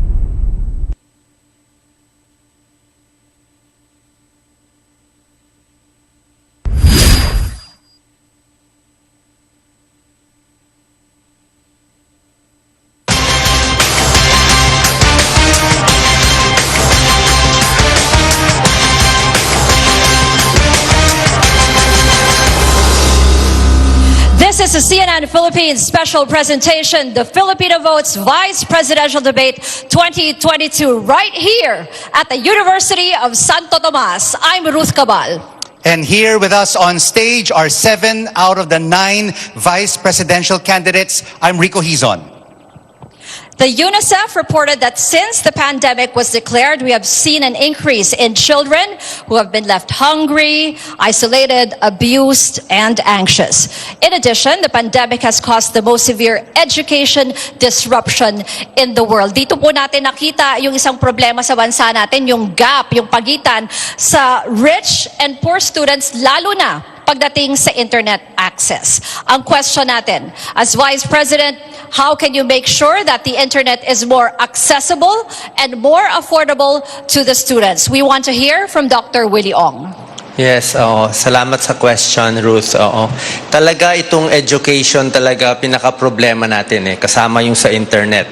Nakakalungkot talaga po yung mga datos sa mga bata natin, 33% malnourished or stunted, yung maliit ang height. Dati ang data, 50% may bulati sa tiyan. Paano mag-aaral kung anemic? 10,000 na bata namamatay bawat taon sa diarrhea. Maruming tubig, walang pang ospital. Kaya yung access sa internet, may plano kami ni Mayor Isko dyan sa fiber optic na gagawin niya. Pagdating sa school, ano problema natin? Bullying. Nako, sa Twitter natin ngayon, baka marami na nag-away. Philippines, 45% ang bullying. Sa ibang bansa, 8% lang. Kaya kita nyo naman internet natin. Isa pa, ito medyo hindi alam ito ng kababayan natin. 31% lang ang growth mindset sa Pilipino. Isabihin, yung isip niya, kaya niya maging mataas. Yung kaya mangarap, mababa tayo doon. Budget sa education, itataas natin. Sweldo ng teachers, grade 11 lang. Sa Maynila, ang dami tinayo ni Mayor Isko. Hospital, libreng tablet sa students, 20 gigs, 1,000 kada buwan binibigay. Mental health, linya ko po yan. Talagang tututukan ko yan kasi walang libre dito sa Pilipinas. Mahal pag nagkasakit sa depression, bipolar at iba pa. Senate President Tito Soto, your views on more accessibility and affordability of the internet to students. There is much to be desired in sa kilos ng Executive Department pagdating dito. Because nung tinatalakay namin yung budget para sa 2022, ang DICT nangangailangan ng mga 18 billion para sa improvement ng broadband. At para maisaayos nationwide at libre para sa ating mga kababayan. Ang napasa at ang pinayagan ng DBM, 800,000 18 billion yung kailangan 800,000 Tinanong ko nga Senator Honasan, I know this because Senator Lacson is the one handling the budget of the DICT. And then tinanong namin Senator Honasan, ano magagawa niyo ng 800,000? Wala daw. Yun ang isang problema. Now, as far as the educational freedom of the institutions are concerned, I am all for it. Meron lang akong gusto idagdag sa educational system natin. Dapat yung grade 5, grade 6, grade 7, meron drug abuse resistance education program. Pagtungtong nila ng 13 years old, alam na nila, masama yung droga, masisira ang buhay ko dyan, masisira ang pamilya ko, masisira kinabukasan ko. Ganun dapat yan We will be saving more than 50% of these young boys na sila ay malulung dyan. Kung nandun na kagad yung drug abuse resistance education program natin. May we hear from Senator Kiko Pangilinan? Yung Robredo Pangilinan tandem ay mayroong plano para sa edukasyon. Immediately, pag-upo, yung 90 billion, isang gadget bawat estudyante. Isa yan, para talagang mabigyan ng sapat na suporta. Pangalawa, 300 pesos Wi-Fi load allowance kada isang buwan habang siya ay nag-aaral. So 90 billion yan immediately. Pero ang matinding problema din na dapat tugunan ay yung malnutrition ng ating mga anak. Paano ka mag-aaral ng maayos kung kumakalamang sikmura mo? Sabi nga, 95 young people are dying every day, our children, because of malnutrition. At yun ang ating kinakailangan gawin. Because we are food insecure. Kinakailangan, yung stunting. Bakit stunting? Bakit maliliit? Bakit hindi lumalaki? Kulang ang nutrisyon, kulang ang timbang, kulang ang tangkad. Kinakailangan talaga tugunan yung food security. At paano natin gagawin yan? Dodoblehin ang budget ng agrikultura at titriplihin ang tiyak na yung dagdag na budget, madadagdagan ng ayuda at suporta sa ating mga magsasaka at mangingisda para tumaas ang kanilang ani at tumaas ang kanilang huli, at pagka marami ng supply ng pagkain sa ating merkado, bababa ang presyo ng pagkain. Yun nga, hello pagkain, goodbye gutom.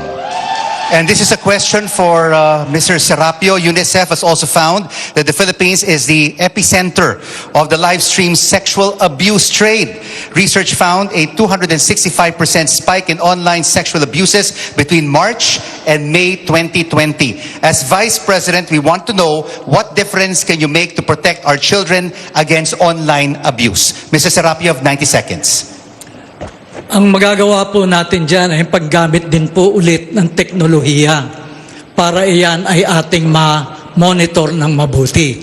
Ngayon po, gusto ko rin lamang pong sabihin, dahil ang pinag-uusapan lagi nga ay yung mga bilyon-bilyon na i-appropriate natin. Meron po bang na-allocate na pondo para sa ganitong mga programa? Kung wala po, kinakailangan pag-isipan kung saan kukunin yan doon sa mga ibinigay na pondo. Dahil ang bawat programa kailangan ng pondo. At ang lahat ng papasok na bagong manunungkulan sa susunod na administrasyon, ang kanilang gagamitin ay yun na pondo na sa General Appropriations Act o na budget na. Kaya po, doon sa tanong ulit, kakailanganin po talaga niyan ng teknolohiya para na sa ganun ma-monitor ng gusto itong nangyayari po ng mga yan. Meron po niyan na ganyan technology kaagad. Napakabilis pong makita niyan. Criminals also took advantage of the growing number of Filipinos doing financial transactions online. The Credit Card Association of the Philippines said credit card fraud surged by 21% since the pandemic started in 2020. Tighter regulations on SIM card registration is now one step away from becoming a law. This question is for Rizalito David. How will you crack down on criminals, cyber criminals, and safeguard the people's personal information? Mr. David.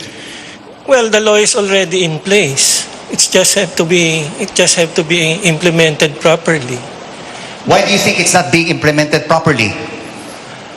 Perhaps there's yung kakulangan nga ng political will and yung desire natin to really help out, no? Yung ating kapwa para maiwasan yung mga ganyang bagay. Wala na akong ibang maisasagot doon dahil nandiyan na yung batas Nasa executive department na lang yan kung paano nila gagawin, ano? I don't know if some of them are even involved in these things. That's why nakakalusot, no?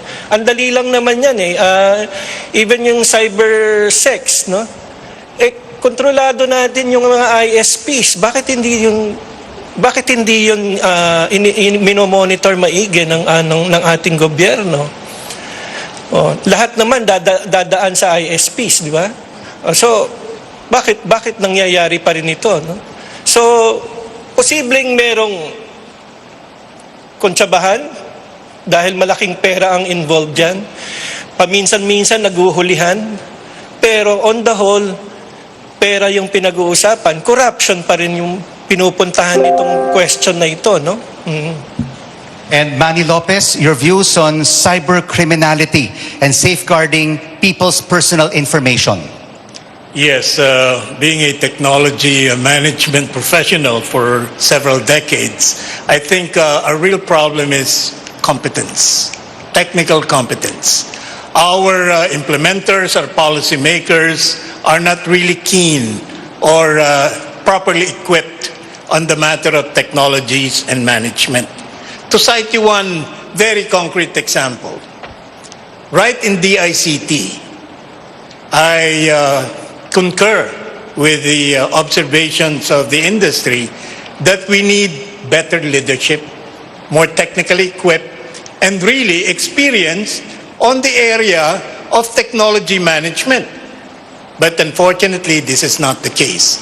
And so cybercrime is proliferating in the same manner that financial technologies is increasing As a matter of fact, the application of financial technologies has been embraced because of the circumstances that we were in during the time of pandemic.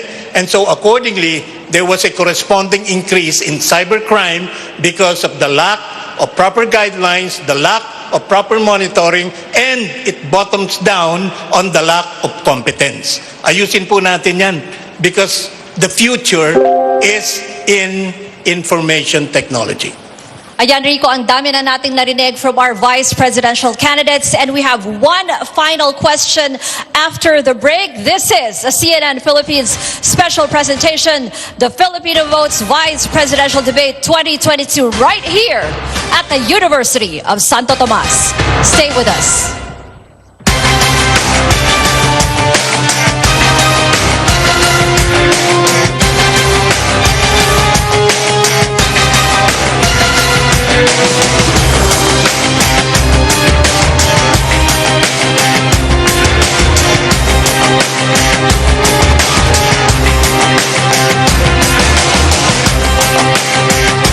Toothpaste ba panlinis mo ng pustiso? Nagdudulot ito ng gasgas na maaaring pamahayan ng bakterya. Ang pustiso ay mas malambot kaysa totoong ngipin. Use Polident Cleanser that kills 10 times more bacteria than regular toothpaste. Polident. Sa One Pacman Party List, lagi kang paglalaban. Knockout ang mahal na gamutan. Depensa laban sa kahirapan. Serbisyo ngayong pandemya. One Pacman Party List, laging maasahan. 161 sa balota. Carl, pasok na! Slap, di mo ba nakita? Ang dami nila. GG na ba mata mo? Tara sa EO. EO Executive Optical. State-of-the-art facilities and expert eye care for your pro place. Kailan nagpa-check up tayo sa EO? EO, love your eyes. Project finish! Ang purpose ng dessert, i-reward ang masipag with layers of sarap. I-Nestle All-Purpose Cream mo. Para rich, thick, and creamy. Reward ready! Finish! Nestle All-Purpose Cream. In everything you do, make sure you choose what's true. We always follow our hearts, so true adventures come our paths. Dreams and aspirations, giving spark to all our passions. Stay true and you know what to do. And choose the bonds that are true. We choose what's true. Ooh. We choose cheese and blue. Choose what's true. Ooh. 'Cause some of more cheese and blue. Choose what's true. Ooh. Choose what's true. Dahil ito ang cheese and blue. Lazada 3 birthday opening sale. 1 month celebration with free shipping. Flash sales at Piso Deals. 3 birthday opening sale. Starts March 3 to 7. Ang natitirang happiness mo. Lisa! Aagawin pa ng pagod at sakit sa'yo. Mag-Enervon everyday. Dami manganaps, may tulong sa more immunity plus more energy. Para sa happiness mo, take Enervon. Unilab yan. Pag may pagsubok, ilabas ang iyong tapang na di susuko. Nescafe Original. May tapang ng dagdag na kape, kaya kapeng-kape ang sarap at aroma. Muli tayong babangon pag may tapang na di susuko. Nescafe Original. Sa One Pacman Party List, lagi kang paglalaban. Knockout ang mahal na gamutan.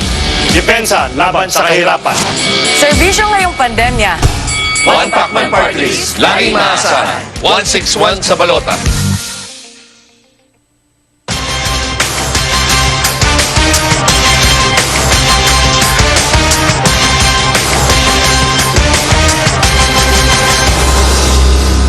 You are joining us live at the Quadricentennial Pavilion at the University of Santo Tomas. And we have one question left for our candidates, which will serve as our closing statement in this CNN Philippines Vice Presidential Debate.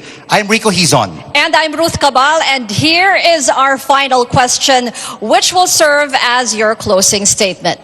The Constitution states that in case of death, permanent disability, or resignation of the President of the Philippines, the Vice Presidential act as Chief Executive. Question, candidates, are you ready to assume the presidency should an emergency happen? And what would that leadership look like? we start the question with Senator Soto kasi kanina nung intro we started with Congressman Bello. Go ahead, sir. Thank you. I have built consensus with 23 republics as President of the Senate for almost 4 years. We believe in our competence, experience, and I think we will be guided well.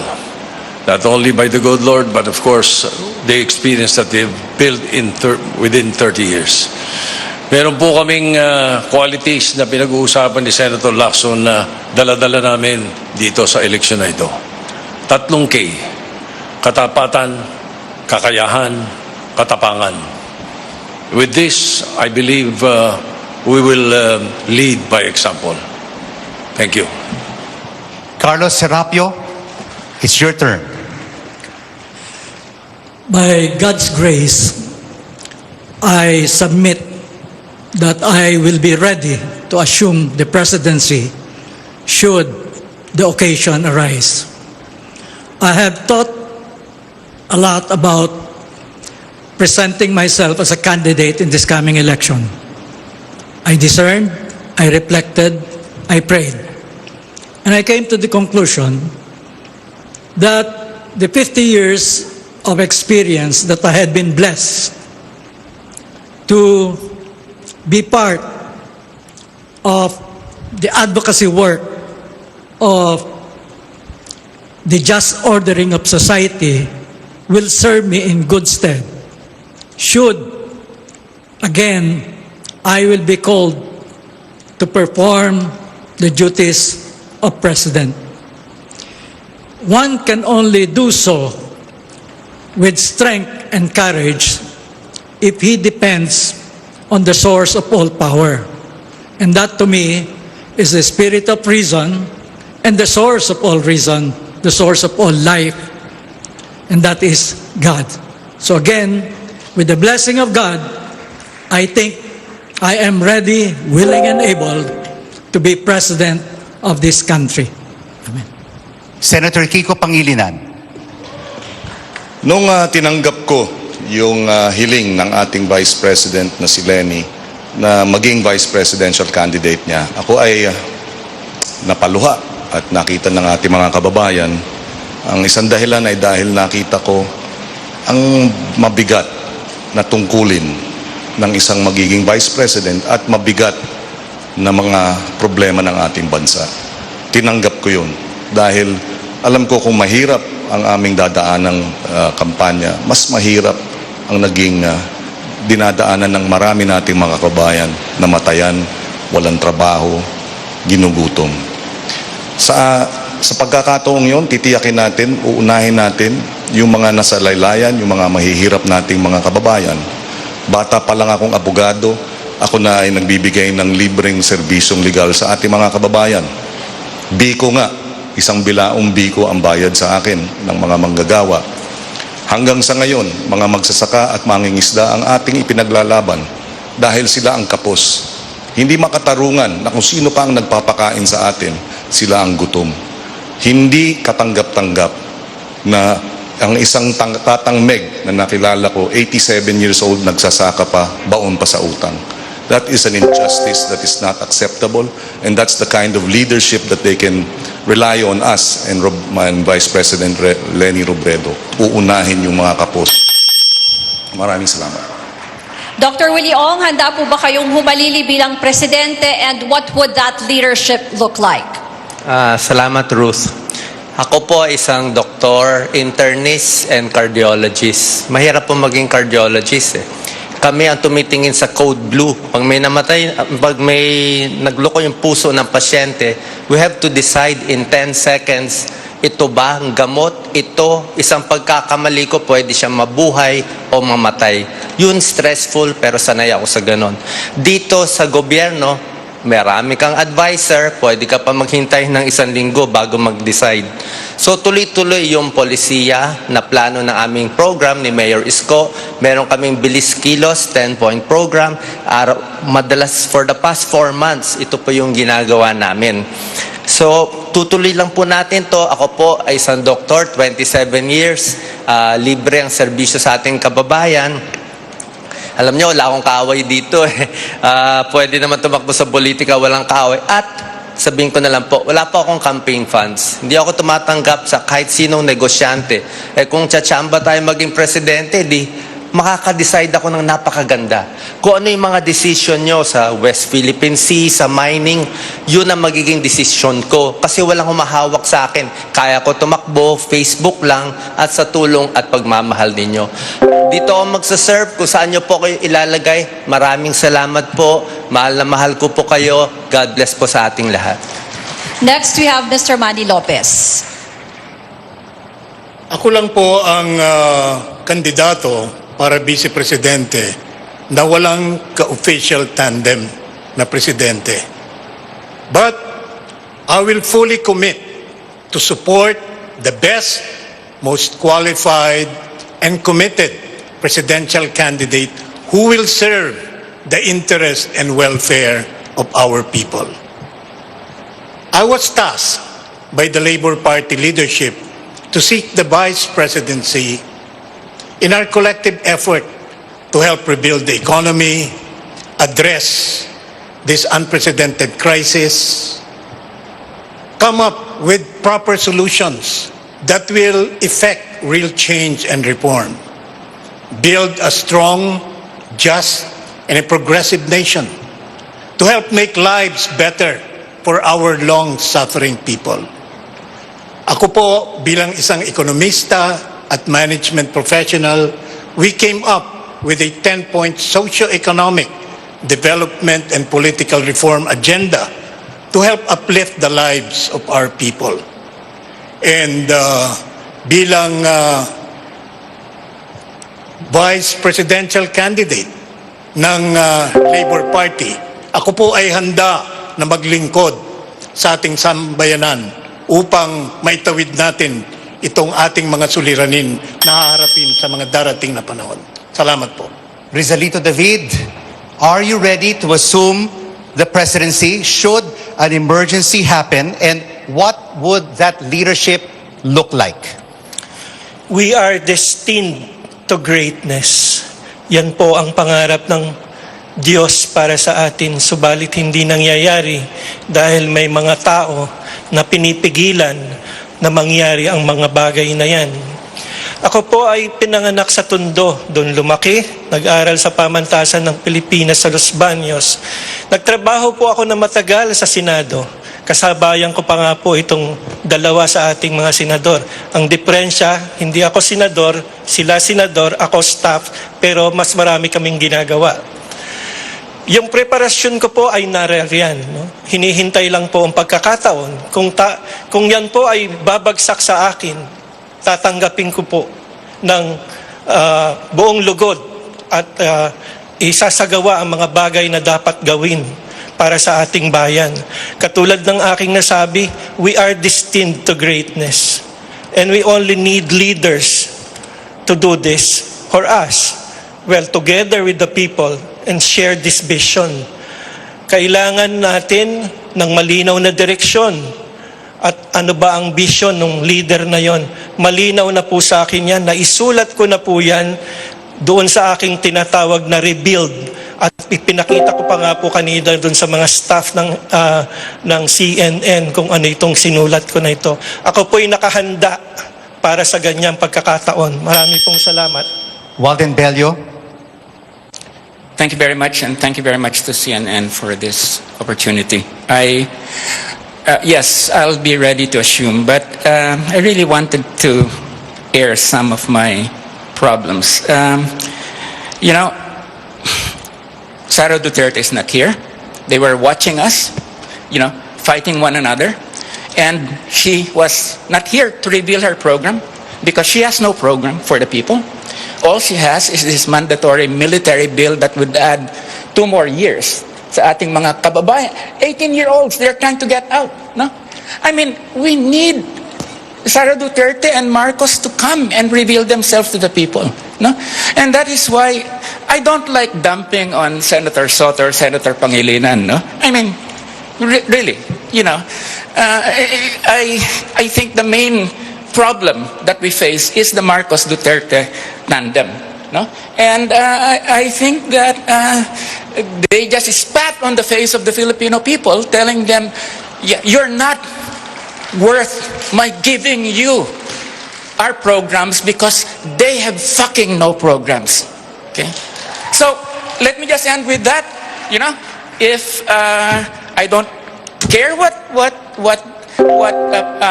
a number of people say, but I feel very strongly about the absence of these two idiots in this event. Thank you, CNN. Candidates, we would like to thank you for your very generous time and for revealing to the Filipino people, sa buong sambayanan, ang inyong plataforma at programa kung kayo ang magiging vice-presidente ng Pilipinas. And after any debate, people often ask, who won? Who stood out? And who is the most qualified? So tell us what you think via the CNN Philippines digital platforms. At marami na nga tayong reactions ngayon sa Twitter and Facebook. So to our audience,